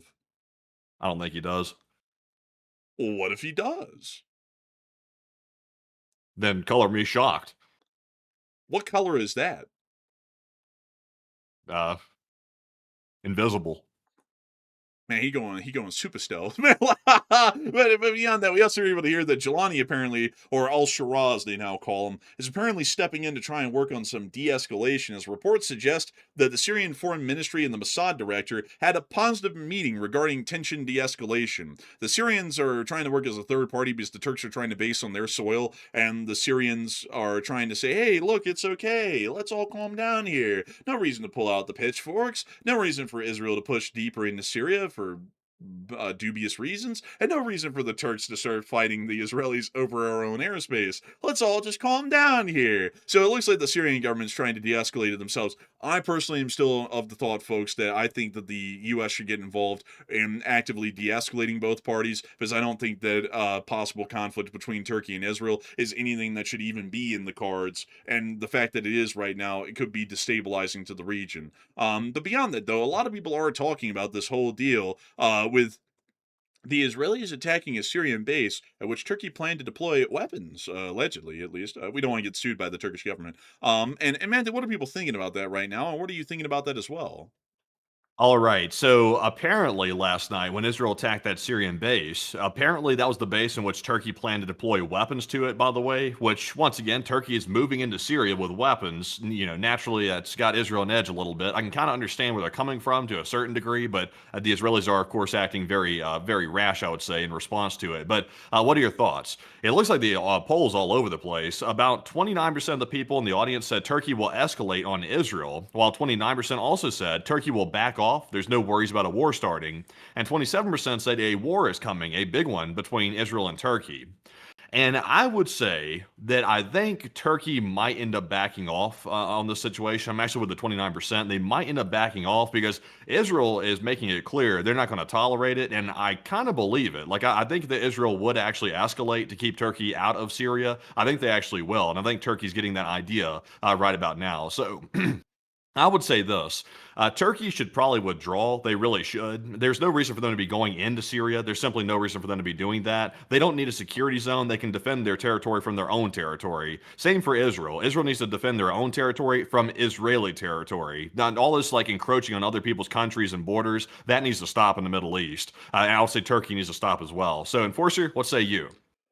Well, I'd say that I think that the Turks are probably going to be escalating against the Israelis in the near future because they'll have to save face. But I would say that generally we need to see de-escalation, because I have to remind you all that currently the Israelis still hold a significant amount of territory inside of southern Syria that is not a part of the Golan Heights, which they've held since the 70s. And they've been holding that for a while, ever since the Assad regime fell. If we're saying that it's wrong for the Turks to set up military forces inside of Syria, then I would have to say that in this case, considering that these are both allied nations to the United States, we would have to be fair and say that the Israeli occupation of Syrian territory east of the Golan Heights is also unfair as well, rather than applying things arbitrarily to the Turks or the Israelis one-offs on the other. So I would generally say we generally just need to see some de-escalation between the two sides, and we need to make it incredibly clear that the United States is not going to back or support either in continued escalations, and that there might be economic repercussions and military repercussions as well if both sides go to blows with each other here in this region of Syria.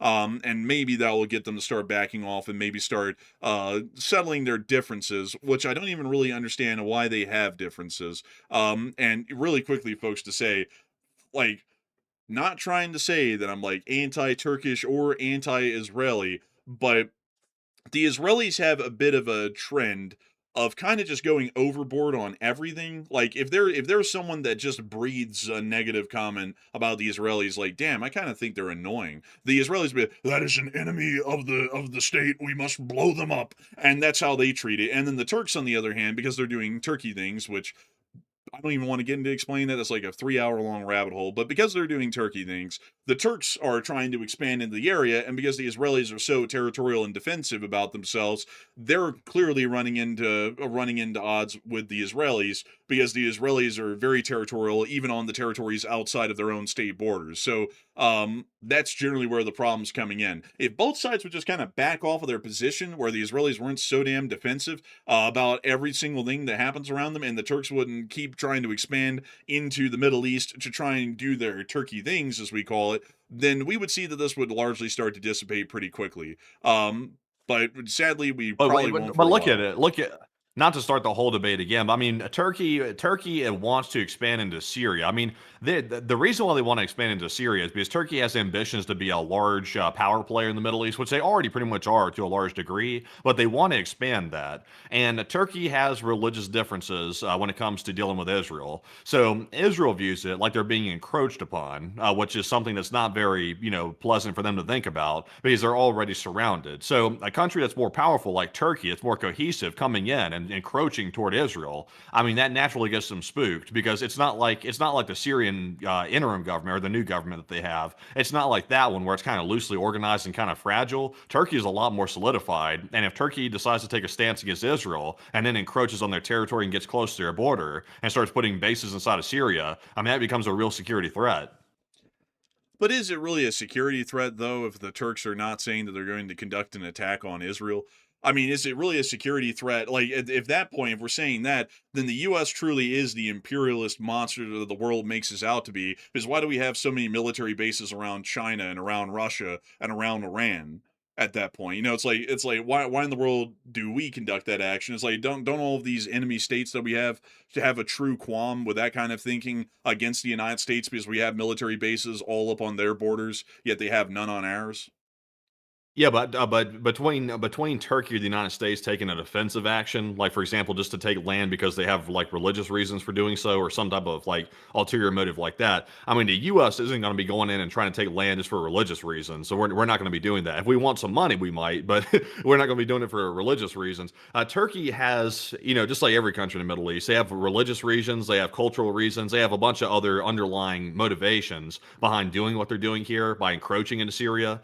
And you got to admit, the statements coming out of Turkey toward Israel are not friendly. And when you start making unfriendly statements like that, and then you start moving into places like Syria and getting closer to Israel, I mean, it's naturally going to cause friction.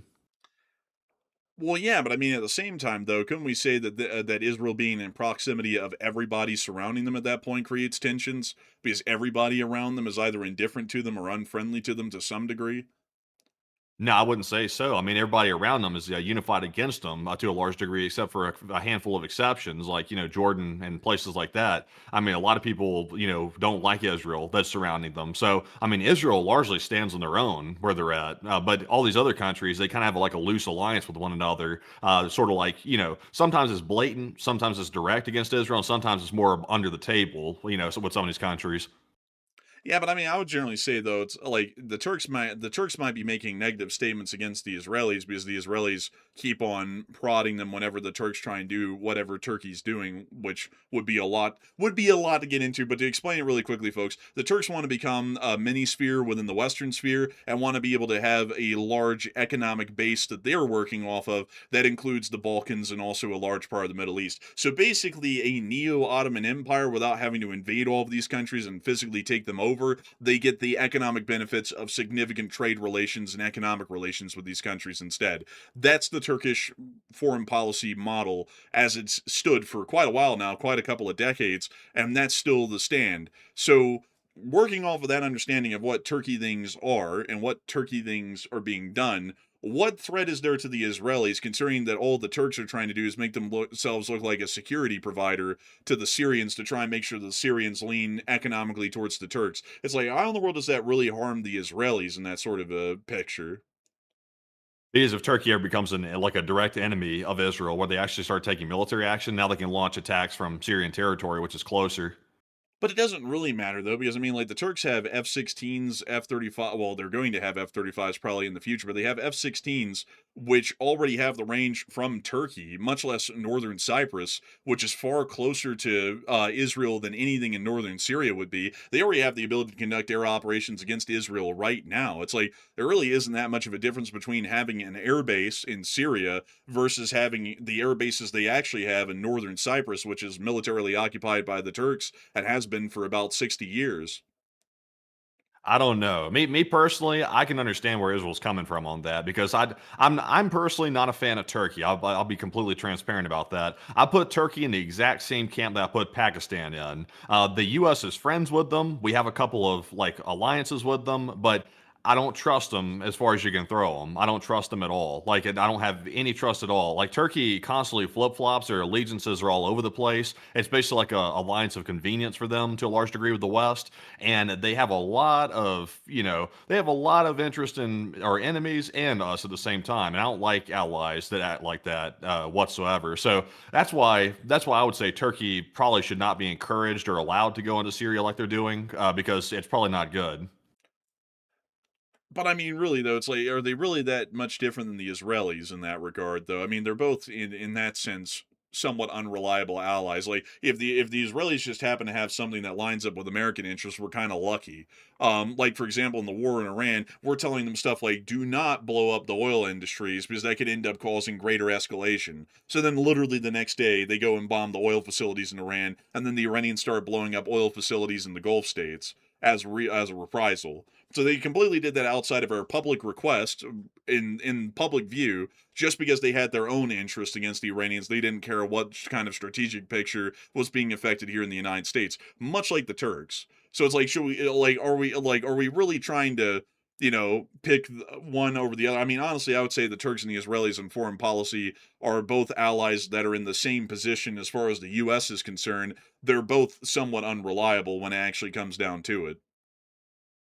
I would say probably not. I would say, in my opinion, I would have to disagree with that. If Israel does something that's against U.S. interests, it's usually not something that's like detrimental to us as a country, like they're doing it to harm us intentionally. It's usually them going overboard toward an objective that we already had. Like for example, you mentioned the one with Iran, Israel going overboard and attacking a little bit too extreme. It's still in our interest to attack Iran. They simply went a little bit overboard. So it's a lot different than Turkey acting against our interests, like, at a very core level. Like, for example, doing things to help Russia, like under the table and stuff like that, or, generally giving diplomatic leniency to the Russians whenever it's convenient for Turkey to do so. I would say it's different in that way. Maybe. I mean, you could look at it that way. I would generally say though, any ally that is a quote unquote ally, and then they work against the U.S.'s larger framework when in the region when they're trying to work with us, hypothetically, that generally is about as unreliable as an ally. Whether they're going overboard or whether they're just going and doing their own thing and not joining us at all, it ends up with the same result. It's destructive to the U.S. position in the region. So I would generally say I look at them both equally. I don't really look at the Israelis as having primacy over the Turks or the Turks having primacy over the Israelis. And I think we ought to just try and step in and de-escalate the situation entirely instead of trying to give any sort of deference or clear favor to one country or the other, which certainly wouldn't do us any favors either in that sense. But moving us on from that and on into the rest of the news that we have, which is actually going to be moving us on out of the Middle East, it's now time for us to return back up to Europe and cover that war in Ukraine. But before we get on into the actual war front news from the actual front lines in Ukraine, we were able to hear that up in the town of Plesetsk in the Archangel Oblast, the Russian Federation conducted a significant attack. And well, actually, the Ukrainian armed forces conducted a significant attack on the Russian Cosmodrome at Plesetsk. That's the biggest spaceport, isn't it? That's the one they launch all the satellites from, right? It's not the biggest. The biggest one is that one Kapustin Yar down there in Aktubinsk, but this is the one that the Russian military uses exclusively to launch the satellites, test ICBMs, and also eventually try and launch their Starlink counterpart. So it's I think it's the second largest one in Russia. I thought Kapustin Yar was like a test site. I didn't know it was like. I think this right here is a spaceport. Yes, but also the one down here near the area of Kazakh border, also Cosmodrome as well. because it works in conjunction with that one that's in the Kazakh territories. Okay. But moving us on from that and on into the other clip that we have, which does talk about the operational capabilities of this facility, it is largely those of which I just stated moments ago. So we do It understand. says right. Wait a minute. Visegrad 24 said it right there as well. He said it's Russia's main operational and military spaceport and used for launching military satellites. Blah blah blah blah blah blah. Yes, it's the main operational military spaceport. That's why I just said it's not the largest one, but it's the one the military uses. So in that sense, it may be the second largest one because they have civilian uses for cosmodromes, like launching astronauts into space or components for space stations and civilian satellites and whatnot. Let's see here. Kapustin Yar is a military training area and rocket launch complex. It says here that it is. It's. I don't think it's the same thing, man. I think it's a different thing. It's an air base that's used to test missiles, but it's not necessarily a spaceport like the one we're seeing there. And what's the place we're looking at? Pletsk or Pletesk or whatever they call it. Yes, but the one down at Kapustin Yar, that testing range is a part of the Cosmodrome that sits inside of Kazakhstan. Like it's a part of the same operational facility because they send some of the Soyuz rockets to Kapustin Yar to forward them on to their launching sites in Kazakhstan. So it's a part of a Oh yeah, larger, okay. like, international What if we cut facility. it? But moving us on from that and on out of that bit of news, we also were able to hear some further interesting developments with the fuel shortages within the southern areas of Moscow, as we were able to see more fuel lines forming within the Moscow area over the course of this day, Bliet. And we will just mute that there. But apparently the statement says the gas pumps will automatically lock. 6 minutes left. Please do not wait in line. Only diesel will be available. We also were able to see another line being filmed here from another car, showing the long queue. It's an endless one, miles long.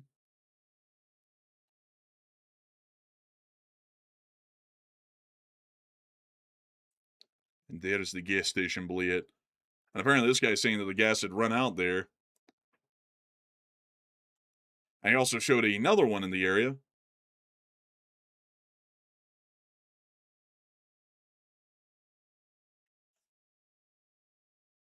Look. You said, look. Next up, look. It's like, trust me, we see it, bro. We see it. He likes to repeat his words. Man, he loves listening to himself talk. He ought to start a YouTube live show, and he ought to talk every night about what's going on around the world. Maybe that'd be a good business for him. But we also got to see that the Russians are having some problems with the fuel that's coming around inside of Russia. From what I was able to hear, this is apparently not rust. I thought, folks, that the gas was such a low quality it was rusting the fuel tank and then leading to this bleed. Apparently, some people in the comment section in the short video earlier said that this was some sort of sulfur bleed off from the gas that's leaking out of the gas cap and down the side of the car. But whatever it is showing extremely low quality fuel. I think we can get that side of things clear. But according to this statement, this is from the Lukoil gas station. Which one did you put in? 95, 92, 95? This is 95 gasoline. Oh man, I hate this messed up his fine car. I'm sure it was very valuable. Man, from that deaf dunce. I mean, like, what's Damn, what they got a sticker describing a lot of politicians, you deaf dunce. Man, crazy.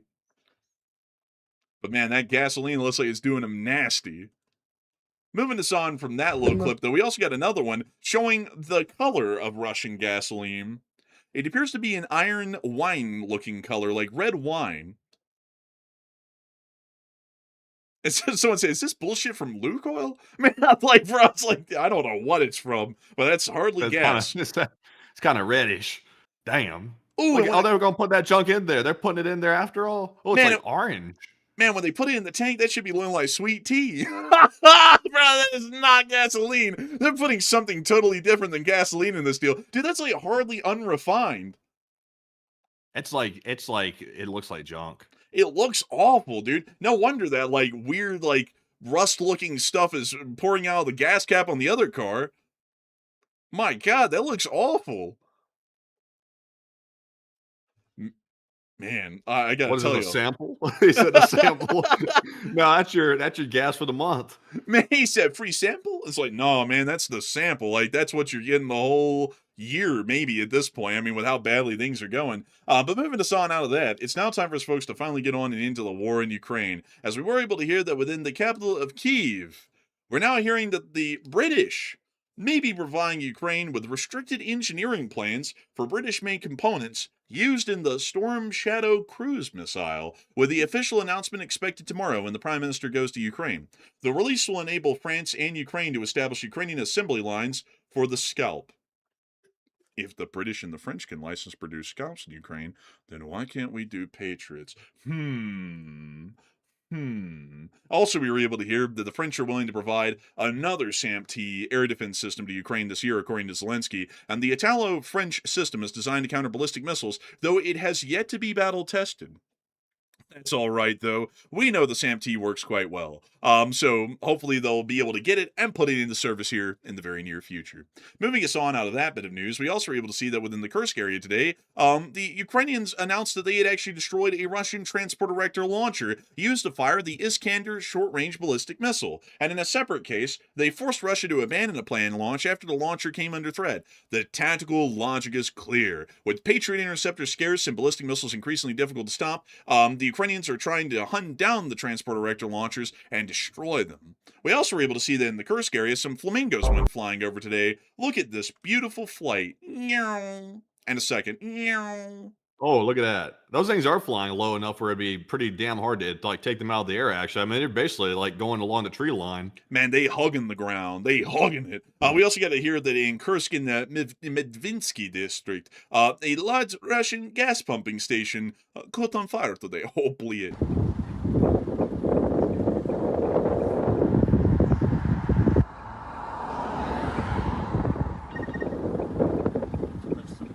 What was that? I heard somebody talking on the walkie-talkie. Somebody, like, I don't know. Man. Like, oh, man. I don't know what that was, but moving us on out of that clip in the Kursk region, we also got to see out there in Sumy that unfortunately an American factory was actually attacked today. The Russians attacked the American Mondelez factory in the Sumy region. They produce Corona chocolate, Milka, Oreo cookies, and Luke's chips there, the Ukrainian Foreign Minister Syria said. We don't know why. Dang, man, not the Milka, not the Milka. Like, do we have to? Why do they have to hit the Milka? I don't even know what the hell that is, but it sounds pretty decent. What is that, like what, the British Malteser or something like that, or what is that? But Oreo cookies, like why would a bastard hit a place like this? Why? So they hit the factory that produces these chocolate bars, the Corona chocolate bars. They also hit the factory that produces, let's see, the Milka. Let me type that in, Milka chocolate.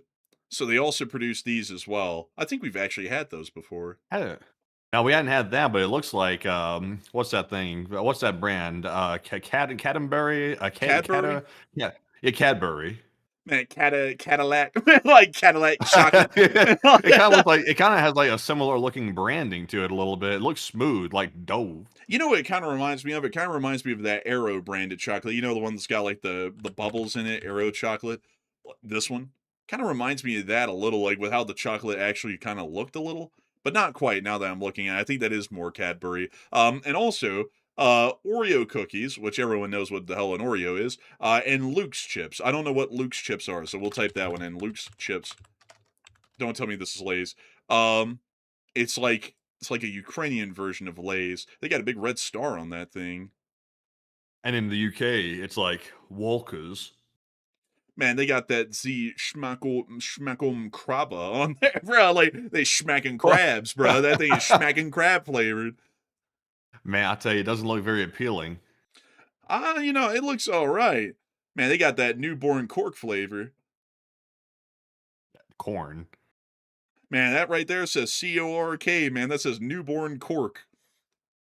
That's how it looks tasty. Let's see. What is this flavor? That's sour cream and onion, clearly. Let's see.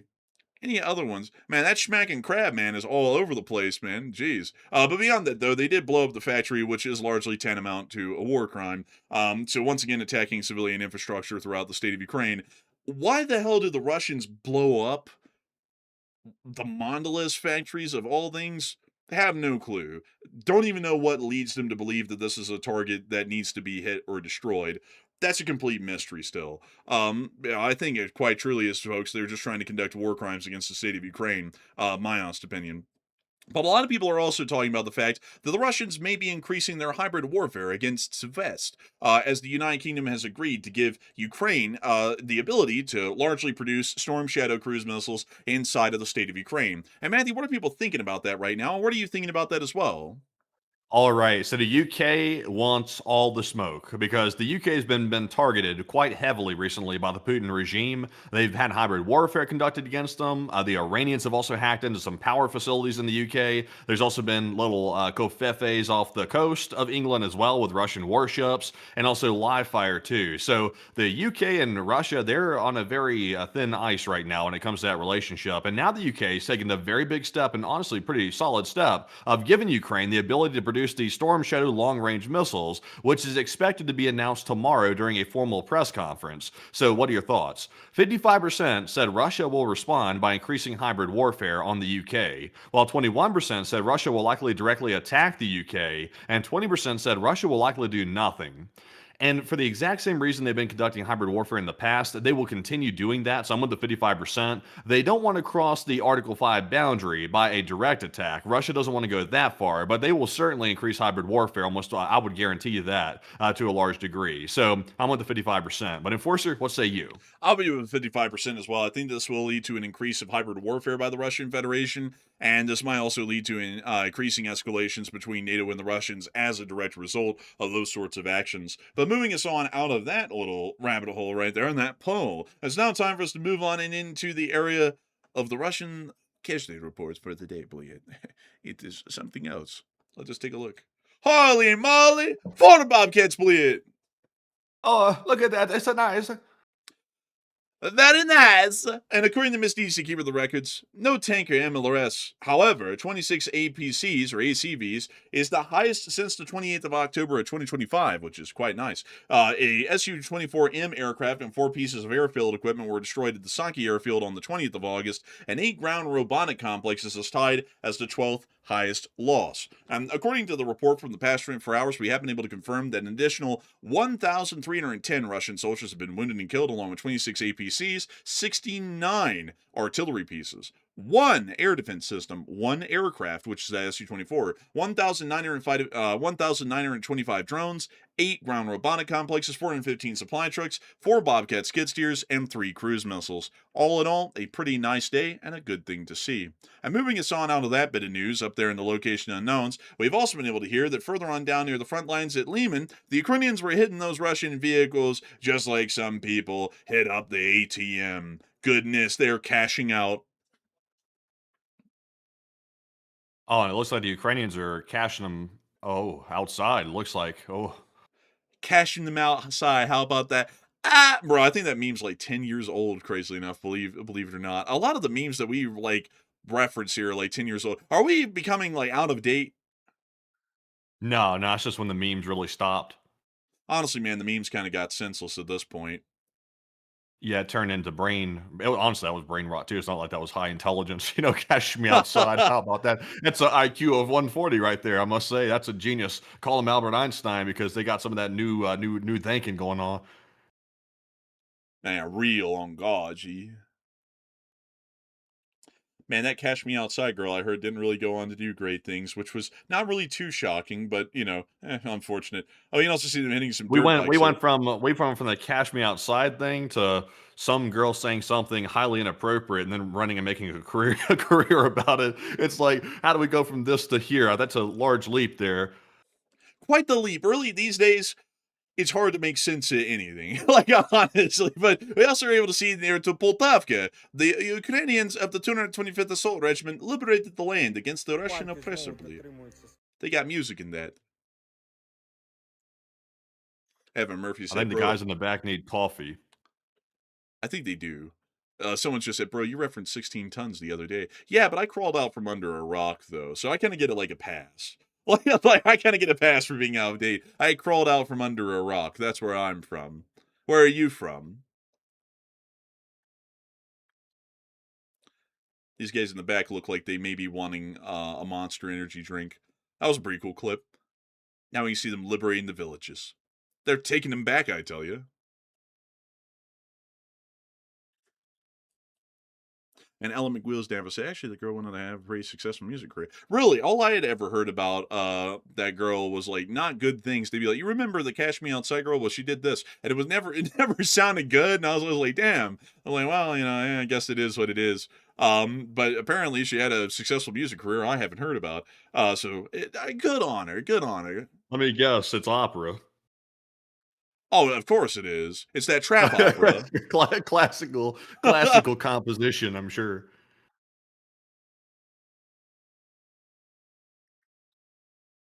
Also, Aaron Rock said, "I guess she's smarter than me. I'm no millionaire." I mean, Albert Einstein wasn't rich either, but I mean, money's no measure of intelligence. Certainly not. I mean, there's a lot of wealthy people these days that are dumb as bricks that claim to know something. They think the money makes them smart, but it's like just because you're able to game the system really well and gather a lot of wealth doesn't mean you're intelligent necessarily. Yeah, I mean, I've heard a lot of billionaires lately, and they don't really sound smart to me. So I don't really think it's a requirement to be rich that you have to be smart. I think it's really more so kind of random, like it is with everything. I mean, poor people can be very smart, and rich people can be very dumb, and vice versa. It's like I think that's just kind of the world. It's really more so luck.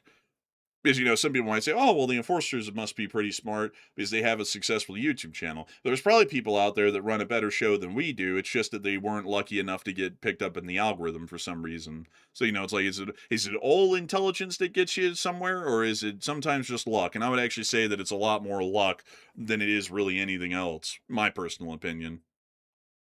Sometimes you got to be stupid enough to think something that's unlikely is going to work. Like me. So, yeah, like I said, man, I'm gonna do YouTube, and everyone, you're a bum. I'm like, oh, one day we'll find out. Like, and we did. But man, they liberated another village here. They're showing them off. It's about 6.7 kilometers as the crow flies.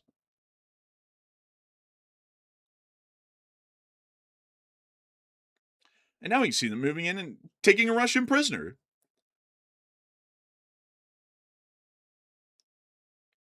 And I see a lot of See, people say, no, no. they have the tactics down pat. They just they get them start walking like they got a dog out here too. The dog's in the mix. What the dog doing? Oh, they hit that with an AT weapon. Dang. Whoa. And now they're raising the flag of Ukraine over the town. And also, I see a lot of people say, "No, y'all are smart." Well, yeah, I mean, like maybe a little. Like we're not geniuses though. But it's like still, I would say that we made it here more by luck than anything. I mean, like that's the honest truth of it. We could have just been unlucky and never been picked up in the algorithm, and we would never be here right now for y'all to even know that we exist or to watch. So like I just got to be honest with y'all, folks. From what I've seen in my life, quite truly, it's kind of luck. It's almost like a gamble, really. It's kind of you hit the jackpot and you get lucky and you get to be successful at something, or you don't, and you can be really good at it, or you can really be really bad at it. And if you just don't have luck, then you might not get to where you're wanting to be. Like that's what I've You seen. know, I think there's a paradox with it. The smarter a person is, and the more analytical they are, the less they are to likely to take risks. Which is probably why they won't be wealthy for the most part, because you have to take risks in order to be wealthy, and sometimes it means gambling at all. Sometimes I'm not saying to go do that, by the way. If it feels right and you want to try it, like you could, but that's always risky. You could actually lose it all instead of being successful. But it seems like a lot of smart people overthink everything, and then they sort of talk themselves out of it, and they kind of get in like decision paralysis, and they never really like they kind of get stuck, and they don't really move on because logic tells them to stay stable and safe, which usually doesn't lead to being a billionaire. Yeah, I mean, like I would agree. And also I see some people saying that apparently the Cash Me Outside girls got cancer. I didn't know that. That's unfortunate. Like that young, like she's only got to be like in her mid 20s, like we are. That's pretty wild. But that's unfortunate to hear. Cancer's not easy at all. But we now see them driving off into the literal sunset now after they were able to liberate the villages. And here's the POV on the quad, and they are absolutely ripping on this thing.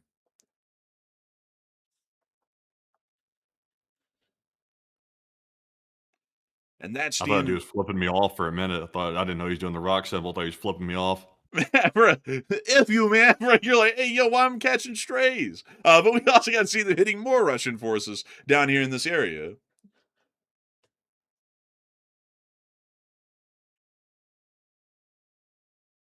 Oh, Who's the skull man? Oh, that's Toretta. Yes. Man, he's out there going, man, Russians surrender. Come outside. Like, no, oil on the road.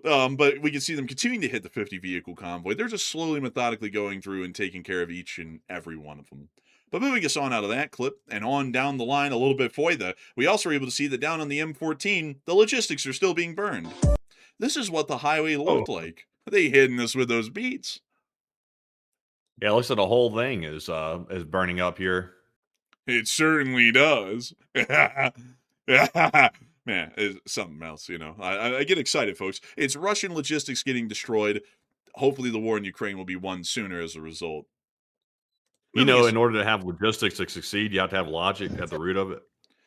You know, honestly, that's true. And the Russians don't have a lot of that at the start of it, so I don't really think they're doing too well, actually, adding that into the maths. But we can also see a little bit of the burnt out remains of some of the vehicles that got blown up on the M14 here. Not good. Not good at all. But moving us on from that, we also able to see this bear over here doing something. I don't know what's up with that little meme, but moving us on out of the M14, we also get to see closer up towards the front lines at Zaporizhia, that the Russian tanks, some of the few that existed, this one being a T-62M from the 1960s, being destroyed by the Ukrainian armed forces. Well, you see here that they show it being a T-90A, but that's the T-62M for show. A little misidentification. They gave them a little too much credit than they were due. Yeah, man, they're saying, oh, look, it's 1990s tech. It's like, no, that is like 1960s. That was a BMP-3, though. A BMP-3 that actually had the armor add-ons. That is something. We can also see a Bantanivka getting hit as well. And an Otto, or Ofto, also another tank. Can't tell you what type that one is. But it did get hit quite nicely. An MTLB also getting hit as well. A dirt bike. Another Trekplie. Actually, fuel tanks. Another Automobili. A Bohanka. It doesn't even get the classification as an auto. It's just that damn ugly. We can also see a Russian soldier there. And he didn't have a good day. But moving us on from that clip and on down and into Melitopol, the Ukrainians also hit some sort of a logistics or infrastructure target within Melitopol, and the 422nd Luftwaffe unit showed off the hits quite nicely here in this clip. On the 21st of August, so this was 2 days ago, they finally put out the footage. The 422nd Luftwaffe hit some targets in Melitopol. This never ceases to get me going every time. I feel the adrenaline start flowing every time I see this emblem get on the screen. Man, I always get the feeling, we will not stop until unconditional surrender. Man, like I always get that kind of a feeling. Geschlagen in die deutschen Welt. They got it good though. Burning nicely. And then on the 22nd, they hit it again. There's the fire. All of these clips, all of these emblems on the sides of the video really makes it feel like it's a different era. Stop the video here. Oh, okay. Well, moving us on from that and on into the next one. It is time for us to see a picture of fire, which we can see here in Melitopol from successful strike by Luftwaffe unit. Moving us on from Melitopol, it's now time for us to move on to our last clip from Kherson. Over the town of Holoprostan, Ukrainian drones today from the 34th Marines landed a Ukrainian flag on top of the Russian-occupied village of Holoprostan. Today is Ukrainian National Flag Day, meaning that they are celebrating the flag of Ukraine and the Ukrainian state. You see them planting another flag over Holoprostan right here as well. Cue the Ukrainian anthem. Shevene na ukrainski ni slova ni boya. And that's all it will do. But moving us on from that, that is the end of the news for the day. Unfortunately, Zelensky on National Flag Day did not put on a speech, so we do not have a speech to cover over the course of the end of the stream. But I do have to say humongous thanks to everybody who has been here so far. It has, of course, been an absolute honor and a pleasure to know that so many of y'all have come here tonight to be able to help out this Sunday night fundraiser here, get to the whopping number that it's at right now of $2,401 raised, and that 86,000 people have watched this stream before we get into the question segment here, which we're about to be getting into here in just a moment. We also had a peak viewership of 16,000 people, and I got to say that we're entirely honored and greatly appreciative of each and every single one of y'all watching. I mean, it's something else. It's something else, and we're going to be making sure to get on into the rest of these questions that we got right here, right now. So, Matthew, what do we got here? All right, so jumping into our final question segment of the night, just to give a recap on the fundraiser, it's currently sitting at about $2,400 raised right now, which is about 400 smackaroos above the goal. So tremendous to see once again. And to give a big shout out real quick to Tom S. LSA, he put in a $100 donation, and a huge shout out to you, good sir, for that generosity and helping us to get us up to that number right there. And we do appreciate that. And once again, a huge shout out to literally everybody for helping us to reach that number right there. I suspect it might go a little bit higher before the night's out, and that would be nice to see, but a huge shout out for everybody making that possible once again. But with that, though, let's go ahead and jump right into our Morse code decoders of the night. Then we'll get some super chat questions and live chat questions. Tonight we have Paul, Kevin, Mason, Joni, Norm, Arabelle, Heroic Fluffiness, Kush, Koteric, Sire, and Brian. They said the Morse code said Ukraine keeps going with the destruction of the Russians. Pretty through it. Dang, LT LSA. And that's the sound of money. And Matthew, that last word is thorough, not through it. He said through it. They said through it. No, man, it was spelled, even in that, it was spelled THOROUGH, which is thorough. It says through it. Man, they went through it. Man, but beyond that, that is the Morse code message of the night. And I gotta say, I'll hit that dead on the nail. That was the message. And I gotta congratulate the Least Mariners in the Corps once again for getting that dead on the nail. Something impressive and truly profound right there to know the Least Mariners in the Corps can not only listen to Morse code, but understand what it means. And so now it's time for us to move on into all those questions that we've got sitting up in a queue right now. They're in a big, beautiful queue. And it's gonna be like question segment D-Day out here. This is gonna be the grandest question segment that anybody's ever run in the history of questions. And so, Matthew, what do we got here? Take it away. So they're doing economic D-Day on Iran, and we're about to be pounding out these questions right here. That didn't sound the way I thought it was going to sound when I said it. That sounded a lot different. So we're going to pretend like I didn't say that. It sounded a lot better in my head. But the first one here of the super chats goes to Carries8, who puts in a $100 support. And thank you very much, Carries, for that $100 super chat, even on a Sunday night fundraiser. We do appreciate that. He said, do you think this thing is escalating to a major global war? I think we're kind of getting there. I don't think it's inevitable. There might be a way to avoid it. And I'm going to generally say that up until we actually get into a world war, because there's always going to be a possible off-ramp at every given moment. But it certainly does look like we're working towards the possibility of a global conflict or a world war breaking out at some point here in the future. So I hope that does address that the best I can, at least in my personal opinion. But Matthew, what do you think about that? I think a global war is coming. I'm not sure which theater is going to be the one to spark it, but I think it's coming around the corner. Like it's almost a guarantee that we'll eventually have World War III. Like it's a guarantee at this point. It's just a matter of when. I personally think that Russia will be the one to start it. I think, but Iran and that whole situation also has a very strong possibility of starting it. I would say at this point, the one that has the least chance of starting it is probably the China-Taiwan situation. I would say that one is further on the back burner than I thought it would be at this point. But the Russia one, that one's one's still heating up and accelerating toward NATO very strongly. And the more Russia gets weakened, the more likely it is that Russia aggresses against NATO, which we're seeing Russia get weakened like hell right now. So it's kind of taking a big step forward toward that escalation. So I would say yes, it does appear to be escalating toward one, in my opinion. And so, I hope that answers your question incredibly well there, Carries. And a humongous thanks to you for the incredible support tonight. It is a Sunday night fundraiser, yet YouTube made it where people actually can support us directly, even on a Sunday night fundraiser, with a fundraiser running a while ago. It was like over a year ago at this point. And we got to thank everyone greatly for going out of their way to support the channel, even on a Sunday night fundraiser, because we are still greatly appreciative, and it certainly does help us to be able to keep the show on air and keep our lights on to keep this thing running every day. So a huge thanks to you so much once again. And with that, we are on to the next one. We also have a $20 support from Cerberus3, and thank you, Cerberus, as well for that support. They said, one of my neighbors is an older couple, and we disagree on some policies, but we have dinner together, sharing food, watching each other's home during vacation, and help each other out, and sent them your channel, and they enjoy it. And one from the chat.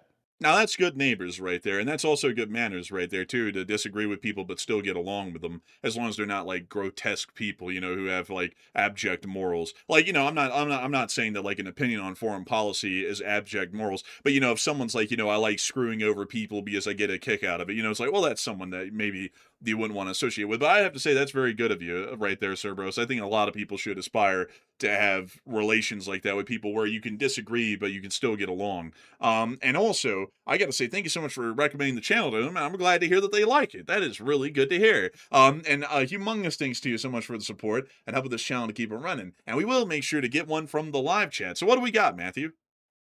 And this one goes to Epic Trains Canada, who said, why would Putin wait until after elections to mobilize the population? Is he worried about the result? LOL.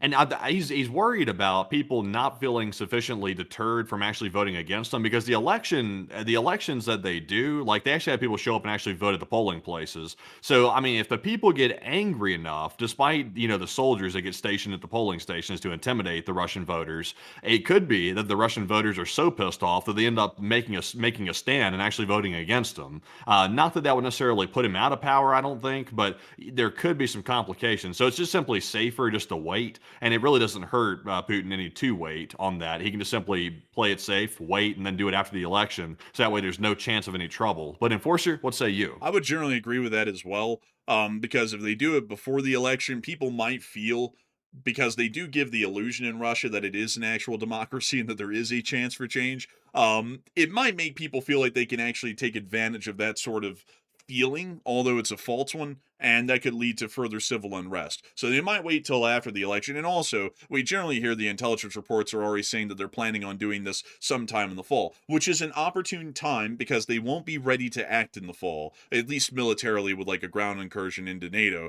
That gives them time to be able to train these troops, try and get all of the logistics sorted out, the war plans finalized over the winter, which is usually a very inactive time militarily, historically, throughout all of history, and then that allows for them to start moving in their troops in the spring. Kind of like how they did with the beginning of the war in Ukraine in 2021 and 2022, is that they used the fall to start getting everything into place, and the winter to finalize and solidify everything, and then by the spring they kicked off their actual offensives in their war against Ukraine on the 28th of February. So it might be a similar sort of a timetable that they're working with right now, right here. So big thanks to you once again for that great support, Cerberus, and sponsoring our live chat and helping us to keep this channel running. And with that, we are on to the next one.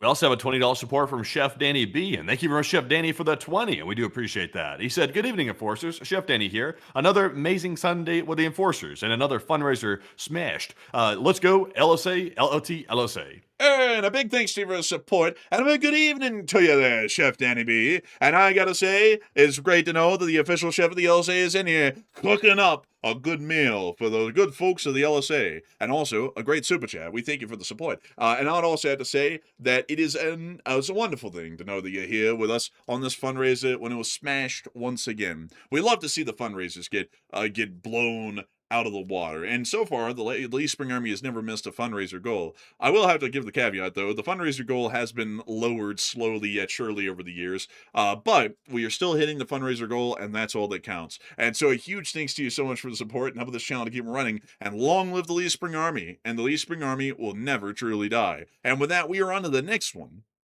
We also have a $20 support from Accelerated Learning, and thank you as well for the 20. They said, I believe the IRA was able to defeat Britain because they destroyed so many buildings that the insurance companies pressured Britain to wave the white flag. And thoughts on the parallel with Ukraine? Well, they didn't really win, because their whole thing was to unite the whole of Ireland and also kick the Ulsters out of Northern Ireland, which are kind of like English settlers in Northern Ireland that aren't actually Irish, they're more so English. And they didn't succeed in that. They succeeded in getting some limited compromises from the British to stop the terrorist actions in Northern Ireland and throughout the whole UK, but they didn't get their actual objective of reuniting Northern Ireland with the rest of the Republic of Ireland. So I would say they didn't really achieve what they wanted. And so I mean, maybe there's a parallel, or maybe that's what the Ukrainians are looking for, to see that the financial institutions fold. But generally, that wouldn't be reflected in the troubles in the UK, because while the insurance companies were saying that there was some risk because of the IRA, the risk wasn't that great, because the IRA usually conducted paramilitary actions or asymmetrical warfare in Northern Ireland and car bombings on British military officials and attacks on government officials, and also the public in general, by just blowing up a car somewhere. Usually they were quite big into the car bombings throughout Britain, which isn't really a humongous insurance risk, because it wasn't really like they were blowing up, say, the flagships of the Royal Navy, like the HMS Invincible, or any large institutions or industries or anything like that. But a big thanks to you for the support and helping this channel to keep it running. I hope that does address that well. And with that, we're on to the next one. We also have a $10 support from William Larson, and thank you, William, as well for that 10. He said, Glory to NATO, the protectors of freedom worldwide, and I hope that better times will come soon. And have a good night, everybody. Hey, and a big thanks to you for support, and a big glory to NATO, I'd say. I wish that they would really bask in that glory and act with that glory in mind. You know what I mean? Beyond that, though, I gotta say, I hope that better times do come around at some point here in the future, and that we live in more peaceful days. Because I gotta tell you, folks, as far as the news business is concerned, business is booming. I mean, we have something going on in every corner of the world every day, and I kind of liked it, folks, just to, not to be nostalgic or anything, but I kind of liked it when we just covered the war in Ukraine, and that was kind of the only thing going on in the world. Man, imagine, man. I mean, when you think about it, there was really nothing going on back in the 2010s, outside of the war in Iraq and Afghanistan, which had kind of quieted down to a low rumble. There wasn't really anything going on in the world that much during that time, at least big topics or conflicts like we're seeing now. Oh, it was the good old days back in the day. Everybody said it's so boring. It's nothing happening. There's nothing happening. What's happening? The U.S. is stagnating. We're just sitting here and we're just like squandering. We're just laying waste over here. And meanwhile, now we're in the thick of it, and everybody's like, please, can we go back to those boring times, please, please. Man, I remember, man, back in the day, so many people were saying, "Oh my God, we've lived through all the historical times. There's nothing left. There's no more glory to be had. No more people to get slaughtered. What type of times are these? I want to live through Gotcha, historical." bitch. Man, I want to live through historical times. And then COVID happened, and literally nothing has been less than literally a history book making in the process since 2020 or 2019. Really, it's like really since the beginning of 2020, it's just been endless history being put in the books, like things that people will never forget and will be talked about like 70 and 80 years on from now. Like, people are going to be talking about this time right now, folks. Like, some people talk about the earlier part of the Cold War, like the Cuban Missile Crisis. People are going to be like, this that time like the war in Ukraine and the war with Iran. Like, people are going to be talking about it like that then. And also they're going to be talking about COVID, like the Spanish flu. They're going to be like, oh man, that COVID thing, that Spanish flu deal.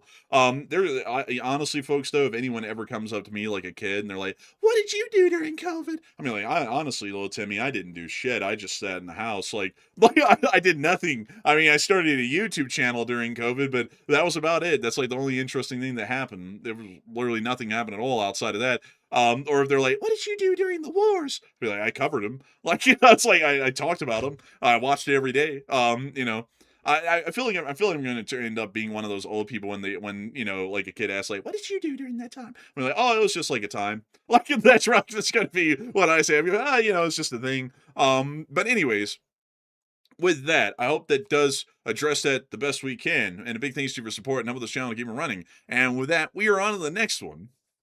We also have here, let me get rid of this bot out of the chat real quick. Thank you. What the hell are you even talking about, man?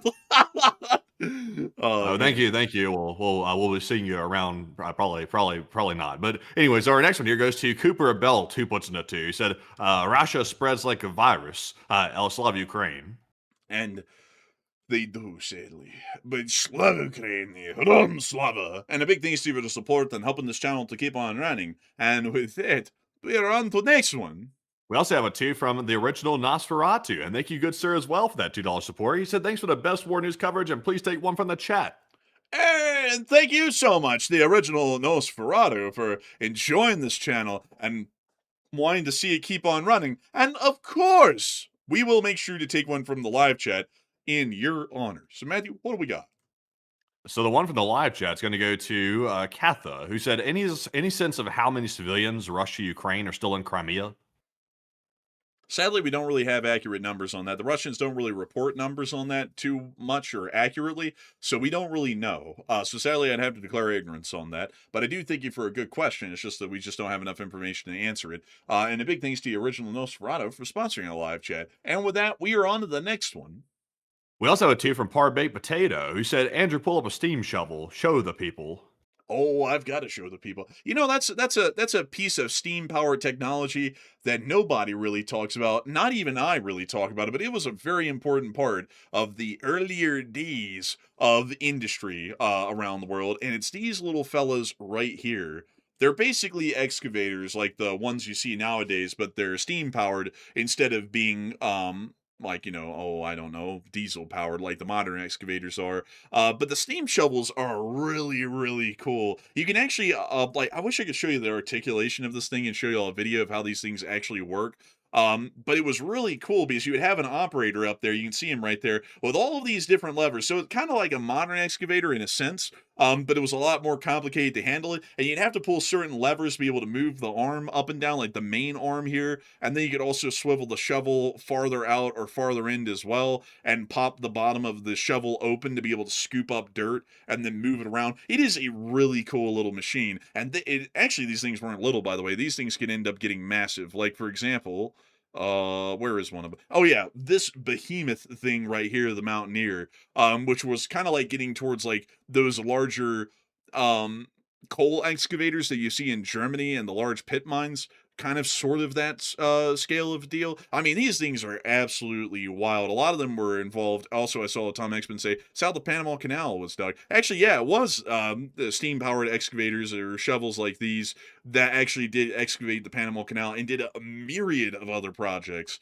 Really cool sort of a piece of equipment. It's wild, folks, to look at what industry looked like. They had all of the comparable systems that we have nowadays, but all of it had to be powered and operated in a totally different way, usually with the power of steam. And that made the designs completely different and a lot more Victorian, is how I would look at it. But I mean, look at the size of this thing. Let me see here if I can get you all. Well, I mean, the scale of it's pretty clear. I mean, these are windows on floors of the steam shovel.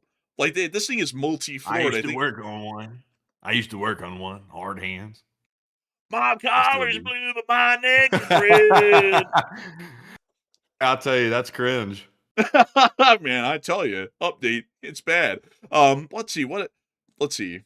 Oh, well, that's a modern day steam shovel. That's not as cool as the old ones, but it's kind of cool, but not really. Let's see here. I'm trying to find another one of the older massive steam shovels that they had.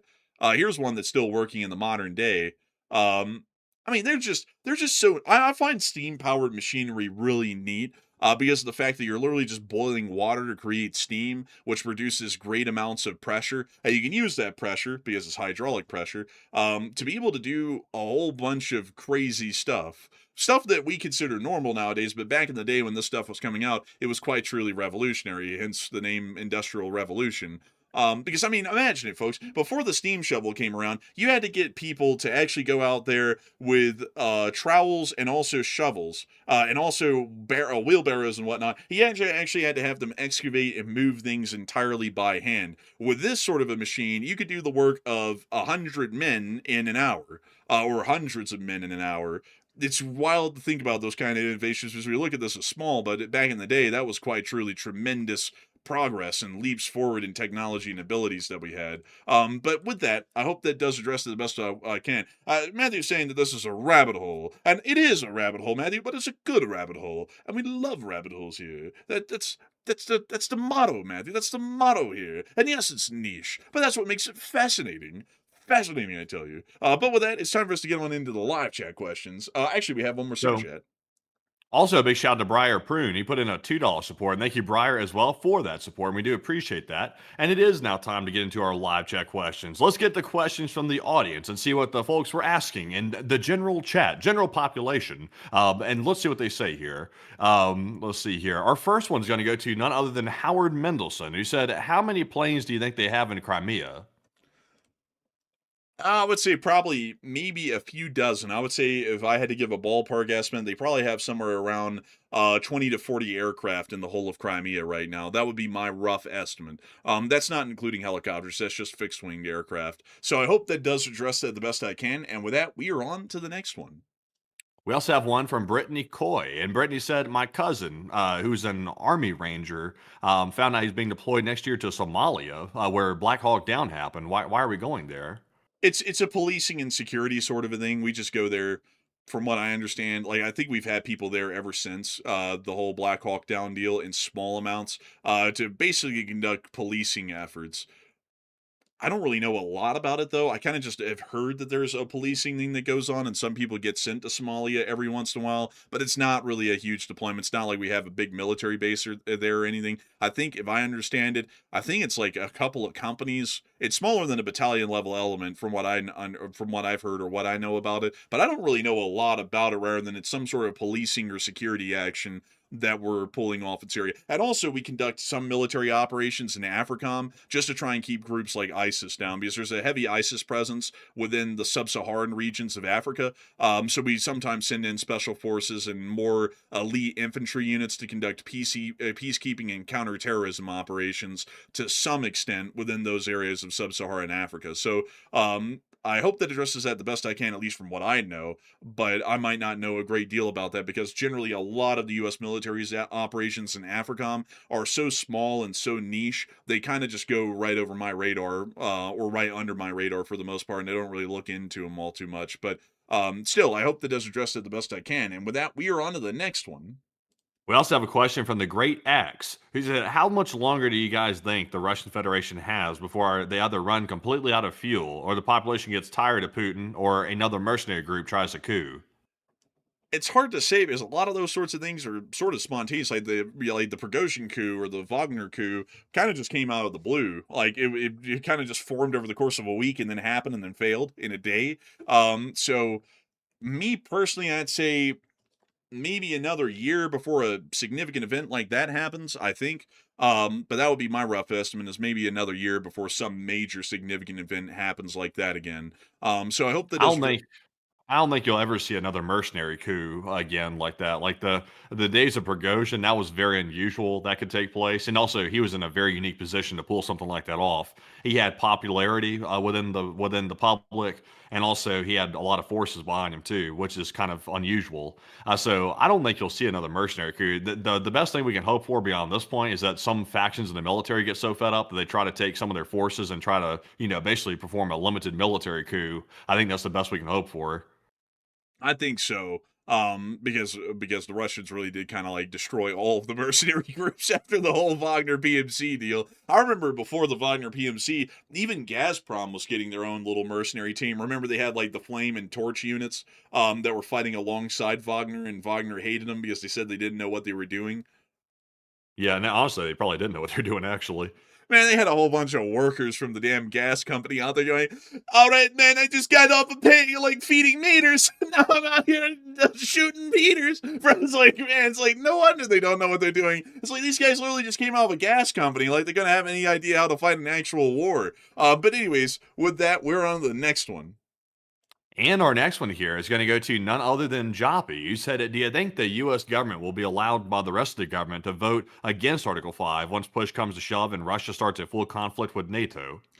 Generally, the NATO Charter allows for people to vote no, so it's not really a question of whether they'd allow it or not. It's just really more so a question of whether the U.S. would vote no. And in the current administration, I would say yes, they are probably going to vote no. What that would do to NATO is that completely destroy NATO, or at least the U.S.'s involvement in NATO. U.S. would be considered a non-participating or non-active member, or the entire NATO alliance would just shatter at that point, and the European countries would then scramble to create a brand new defensive alliance of their own outside of NATO and outside of the U.S.'s control. So that's what I think would happen, and I would have to be completely frank with you. I think the current administration would not vote to enact Article 5 and support the rest of NATO in the midst of a conflict, because they're going to take the position that while the Russians are an enemy of the Republic, for some reason the Europeans are a greater enemy, and that's why we don't want to help them. Because somewhere in Europe there's a soy latte being made in Berlin or something, and that's too liberal or something, or too kooky, so they won't be able to support the Europeans because of something stupid like that. That would generally be the stance. And then you would hear some certain news agencies here in America go, "Really? Why would we help them?" You're gonna have that same stupid guy. I'm not gonna lie, man. I saw a clip of that one guy. I think you know who I'm talking about. He's like the main guy on a certain news agency these days, and everything he says, man, it's like he's reading it off the teleprompter in the most passionate way he can. He's like, "Well, why would they want to have their matcha tea and avocado toast?" It's like, good God, man. It's like, y'all got any fresh content? It's like, y'all got anything new there that y'all can say? Yeah, really. It's like, I wonder why they're on a salary and they're not on like YouTube. Man, probably because if they were on YouTube, they would fall through the floor. It's like, damn, they're not even interesting to listen to. Yeah, it's a shocker. You actually have to be interesting on YouTube, otherwise you don't make it. Man, I tell you, man. I'll tell you all, by the way, folks. The one network I'm talking about, because it's my personal opinion, so it's not like anyone can come after us for it. It's Fox News, and they have like this one guy. I don't even know his name, but they have this one guy who's like an anchor on there. And I was scrolling through Instagram the other day, folks, and for some reason, a reel of him saying something came up. And of course, this guy says like the stupidest stuff imaginable, just like they do on CNN. But he comes out and says something like, "Well, honestly, why would the president do this and that and that?" And it was about certain allegations that have been made against the president. He was basically saying, well, if it's true, then it's amazing that he's doing it anyways. And just listening to him say, I was like, that sounds like the most canned, unemotional, emotional attempt at a statement that this guy can make. And he does every single statement like that. And I'm like, golly, it's like, can they find someone better than this guy? Like, it's like this guy comes off as so fake, but trying to come off as not fake that it's see-through, really. But anyways, with that, we are on to the next one. We also have a question from Basted with Mustard, who said, is the economy going to force a World War III? No. Generally, economies actually do not like war. Like, when an economy is down in the dumps, it's a bad time to go to war.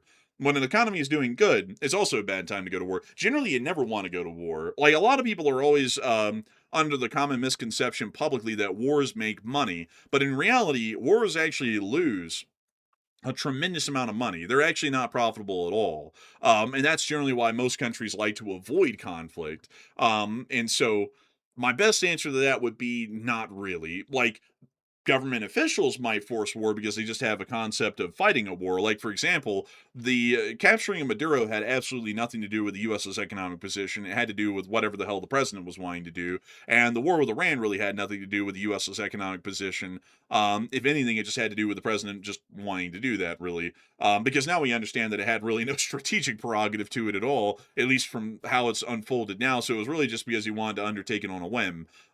So with all of that considered, we really don't get into wars based off of the idea of, is the economy doing good or not? And if the economy is going bad, we go to war. And if the economy is going good, then we go to war. It's really just more so off of the mindset of the officials that are in charge to get to make those decisions. So I hope that does address that the best I can, at least in my opinion. And also, I saw someone say wars make money for people, but it doesn't make wars don't make money for everybody, though. I mean, if you look at any country that's ever been in a war, which is all of them, when they come out of a war, they're not doing that great. Like, when the U.S. came out of the Civil War, we weren't doing that grand. The government had spent a humongous amount of money fighting the war on the Union side, and the Confederacy was completely destroyed, and most of the cities in the former Confederacy were largely destroyed as well as a result of the conflict. So we stood to gain nothing, and no one really stood to get a lot out of it either. In the Second World War, and well, at the end of the First World War, pretty much every single European nation that had been involved in the conflict was quite literally bankrupt by that point, and that's why you would see that France and Britain would start to pretty much lop off humongous amounts of their colonies, or really start heavily considering it after World War One, and then after World War Two, which quite truly almost bankrupted all of them completely. And then they went on into just lopping off every single colony that they had around the world that was a part of their empire, is because they were so poor they couldn't even afford the upkeep or maintenance and security of their colonies globally. So clearly that didn't really, if you're looking at it from just a British or French perspective, that didn't really do them that well, because there was direct results of economic damage where they had to release humongous territorial holdings that they had because they couldn't finance holding them down anymore. Same with Germany. I mean, Germany was completely destroyed at the end of World War II and would have never economically recovered if it wasn't for the Marshall Plan being put in place by the United States and us just pumping investment money into Germany to rebuild them from the ground up. So that's that's really the case with the war. Like people always like to say, oh, well, people make money in war. Yeah, like arms producers and munitions producers do, but literally everybody else in the economy stands to lose a great deal. And that means that the government's also losing tax revenue as well in the by and large. And so wars are not a great undertaking in any sense. That's why you want to avoid them unless if they're absolutely necessary. If war was a real moneymaker, everyone would be at war all the time perpetually. You wouldn't see that the European Union would exist. Everyone in Europe would be fighting each other because it would be making tons of money. They would never unify with each other to get that sort of peace and stability they need to have great economic growth. And you would also see that the rest of the world would be constantly embroiled in war, and that rarely ever happens except for the time we're living in right now, and that's because of a whole different myriad of other factors. But with that, we are on to the next one. And our next one goes to Par Baked Potato, who put in a $2 support, and thank you, Par Baked, as well. He said, Matt, this one's for you. The Audi Nuvolari. Now that's a last name of an Italian racing driver. That was a very, very old racing driver right there back in the day. I have not heard of that car though. Let's get a look at it. Okay.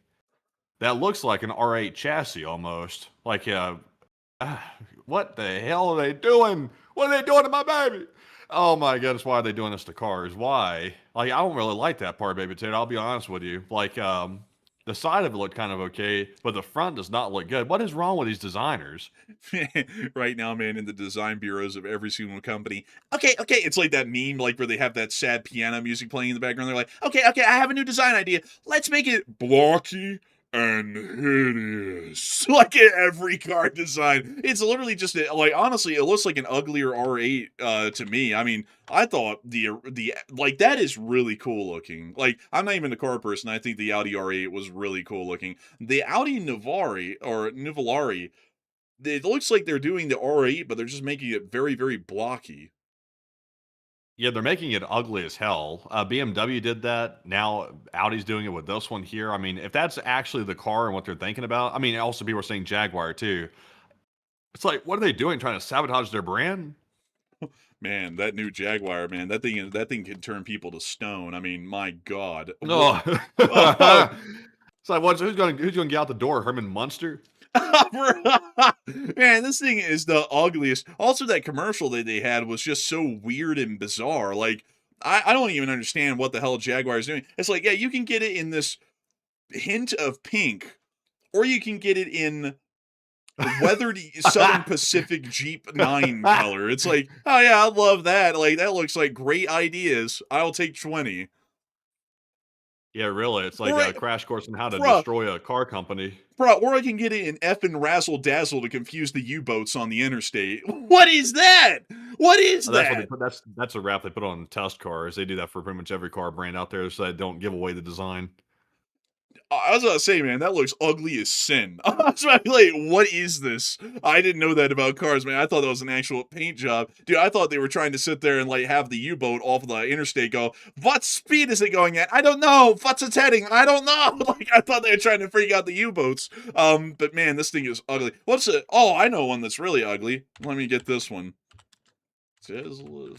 Oh, yeah. This eyesore. Honestly, it looks like a huge upgrade from the Audi and the BMW and that Jaguar.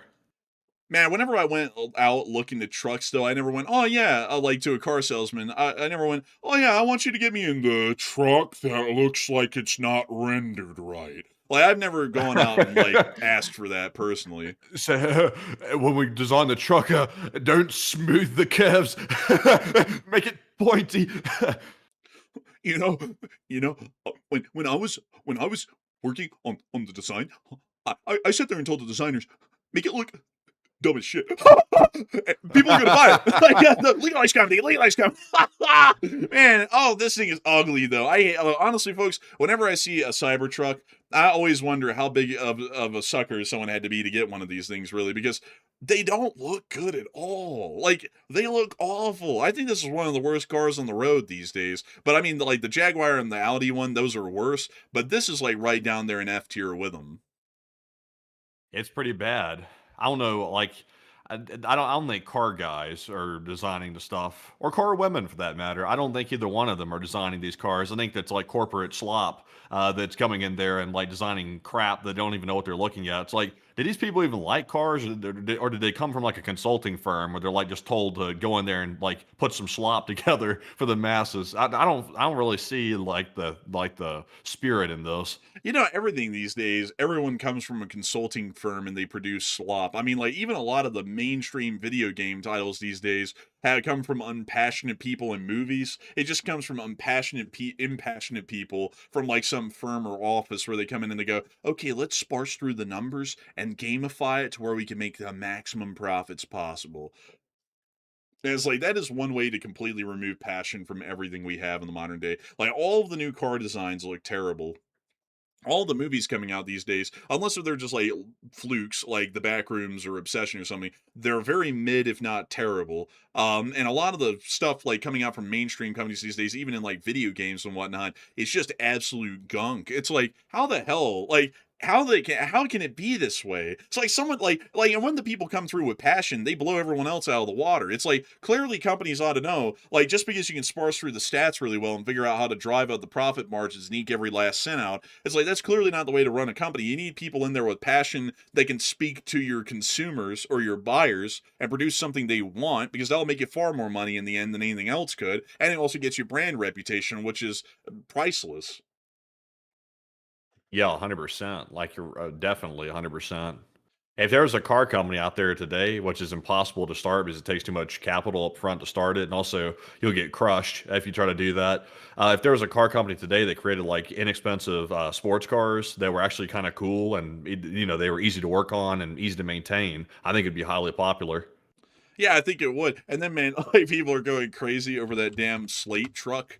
Like, because it's the only thing that seems. I mean, this thing is even not that good looking, in my opinion. I mean, this is Also, it's literally. tiny as hell. It's just so small. Damn! That is tiny. Yeah, so it's like, yeah, it's like, and also like at 25 grand, I'm like, that's not exactly cheap either. I'm like, you tell me for that little tiny little truck right there is 25 grand, is that the price? Man, you're going to get beat around on the interstate on this thing like bumper cars, man. Like, 18 wheelers are going to just run into you and be like, oh, I didn't see that. They're going to feel you as a You're like road bump. you're like Mr. Incredible in that little cramped car when he came home from the insurance agency. Let's see. Mr. Incredible in the car. Yeah, right here. Dude, that's the blood suit by the slate. Bro, that's what they're Bro gonna was be driving looking a like. Yugo. He was. What the hell? I never noticed that until now. Bro, he's driving a little Lada. Bro, like, he's driving like a Yugo Lada dealer. So, wait, is this like legitimately like modeled off of a Yugo? I don't know. It looks Also, like it don't show could too be. much. Huh? Don't show too much. Oh. But I just realized, Matthew, what we've done. The lawyers are in the jet. I hate to tell you, Matthew, they're already an hour away. It's over. The jig is up. We just got to give up. We got to go home. I just realized we just pulled that up on air. Like, I didn't think about that until. Oh no. Oh God. All right, folks, that's the last show of the Enforcer you're ever seeing. I'm just kidding, by the way. I'm just playing. We'll still be on air tomorrow. Well, Tuesday actually. But anyways, with that, we're on to the next one. We also have a $10 super chat from Cerberus3, and thank you, Cerberus, as well for the 10. They said a follow-up to my other chat, since neighbors have been watching you two with backed up info. I don't have to hear talking points from Fox, like you mentioned, such a more productive convo, and take one from the chat. And I can thank you so much for the support. And I think that we do have a lot more meaningful conversations here, like when we have debates, or arguments, as some people call them. I like to think of them as debates. It sounds much more civilized. But whenever we have debates here on the channel, it's actually about items of substance, rather than like what you hear on Fox. Like the modern thing on Fox will be like, you know, honestly. Like I'm trying to think of something they say, and if it comes off as offensive, then oh what? Oh well, I mean, this is what they would say. It'll be something along the lines of, well, I mean, Jesus was probably a kind guy, but he definitely wasn't a democratic socialist because he fed people. It'd be something like that, like some stupid one-liner. Is every conversation on there is like a series of one-liners, and it's like, oh, that's so stupid. And also, I hate these stupid punchline, like one-line zingers that people come up with these days. It's like they're so unimaginative and stupid sounding. It's like, how in the world is that a legitimate argument or a debate? And they do that on every network too. Like I'm kind of like dissing on Fox, but like CNN does that as well, where they'll be like, but but the thing, and it's like, well, yeah, what about the thing? Like, you're not actually debating the thing, you're just saying it's the thing and it's good. It's like, why is it good? They never get to that on any network, but I do thank you greatly for the support and help with this channel to keep them running. And with that, we are on to the next one.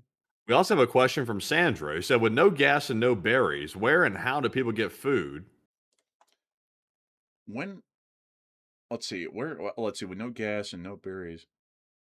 The thing is that the wild berries didn't distribute food from what we know. I think it was more so like consumer goods like Amazon does. So there might have been some food like snack items and stuff that they sold on demand when people ordered them, but they didn't really have like, say, grocery stuff. The gas thing is more so the problem with that, and it's the problem of getting the food from the food production facility to the distribution centers like the markets and the stores. And from what we know, the gas prices and the shipping rates are so high, that's really what's cutting down that sort of logistics side of things and cutting the food out of the picture solely. The wild berries and ozone stuff is on a totally different sort of an economic playing field than the agricultural side of things. So really, honestly, like it's even worse. Like they're not only not going to be getting food, they're not even going to be able to get consumer items normally from those companies like Ozone and Wildberries, from what we're believing. So with that, I hope that does address that well. And with that, we're on to the next one. We also have a question from Trison who said, do you think that the U.S. will turn their attention to Cuba or do something even stupid like Greenland or Canada for real? Oh yeah, if they have the chance, they'll move on to something else. I can guarantee it. You all loved Iran. Here comes Cuba, or here comes Canada. Honestly, it's like I really wish it'd stop. I've just gotten tired of the insanity. Like anyone who says that statement's TDS, you're so deep in the Kool-Aid you don't even know. But it's like, it's like we can't just go around just doing stupid stuff for the hell of it, and all of it's ending up miserably. I mean, it's like that just gets exhausting. It's a waste of government resources. It's putting us in a bad position in foreign policy. It's ridiculous. And so I think that they probably will go on to do something like that, but I wish that they wouldn't. I beg to the Lord that they don't, because it's not going to be good for the United States. But anyways, with that, we are on to the next one. I also have a question from Jerry, who said, do you think that Putin is poking NATO to draw them in so if he loses, he can say it's because of them, rather than say they lost to Ukraine, and not just to have the West panic and stop support? And it could be for that, but generally, if a country ever conducts a war, it's going to be for something more material than propaganda talking points. Because if they lose a war, they lose a war. In Russia, that may as well be his death sentence. If they lose the war and then they end up surrendering, he's still in charge, they're going to throw him out. Because at that point, he's not going to have any confidence in any strongman sort of an image in Russia. So if he's going to war, I think it's more so to try and get NATO to back off of their support to Ukraine as a material effect that might be able to benefit the Russian Federation, and would also let them come out of the conflict claiming a victory in a sense, which would be a double whammy positive for the Putin regime. So I hope that does address it the best I can. And we are on to the third to last question of the night. And this one goes to Epic Video, who said, what faction is likely to win the civil war that will follow after Putin is gone? It's hard to say. It's hard to even know if there will be a civil war. In Russia, it might just be a governmental coup that's conducted, or an ousting of Putin, and the government then continues on without him. But if any faction is to win, it's even hard to say, because it really just depends on the individual who ends up being the leader of Russia, and those sorts of things are very hard to ascertain before they happen, because it could be anyone. It could be a no-name, no-face, nobody who rises up meteorically like Xi Jinping did or Putin did that we don't even know of to mention right now. So I hope that does address that the best I can. And with that, we are on the second to last question of the night.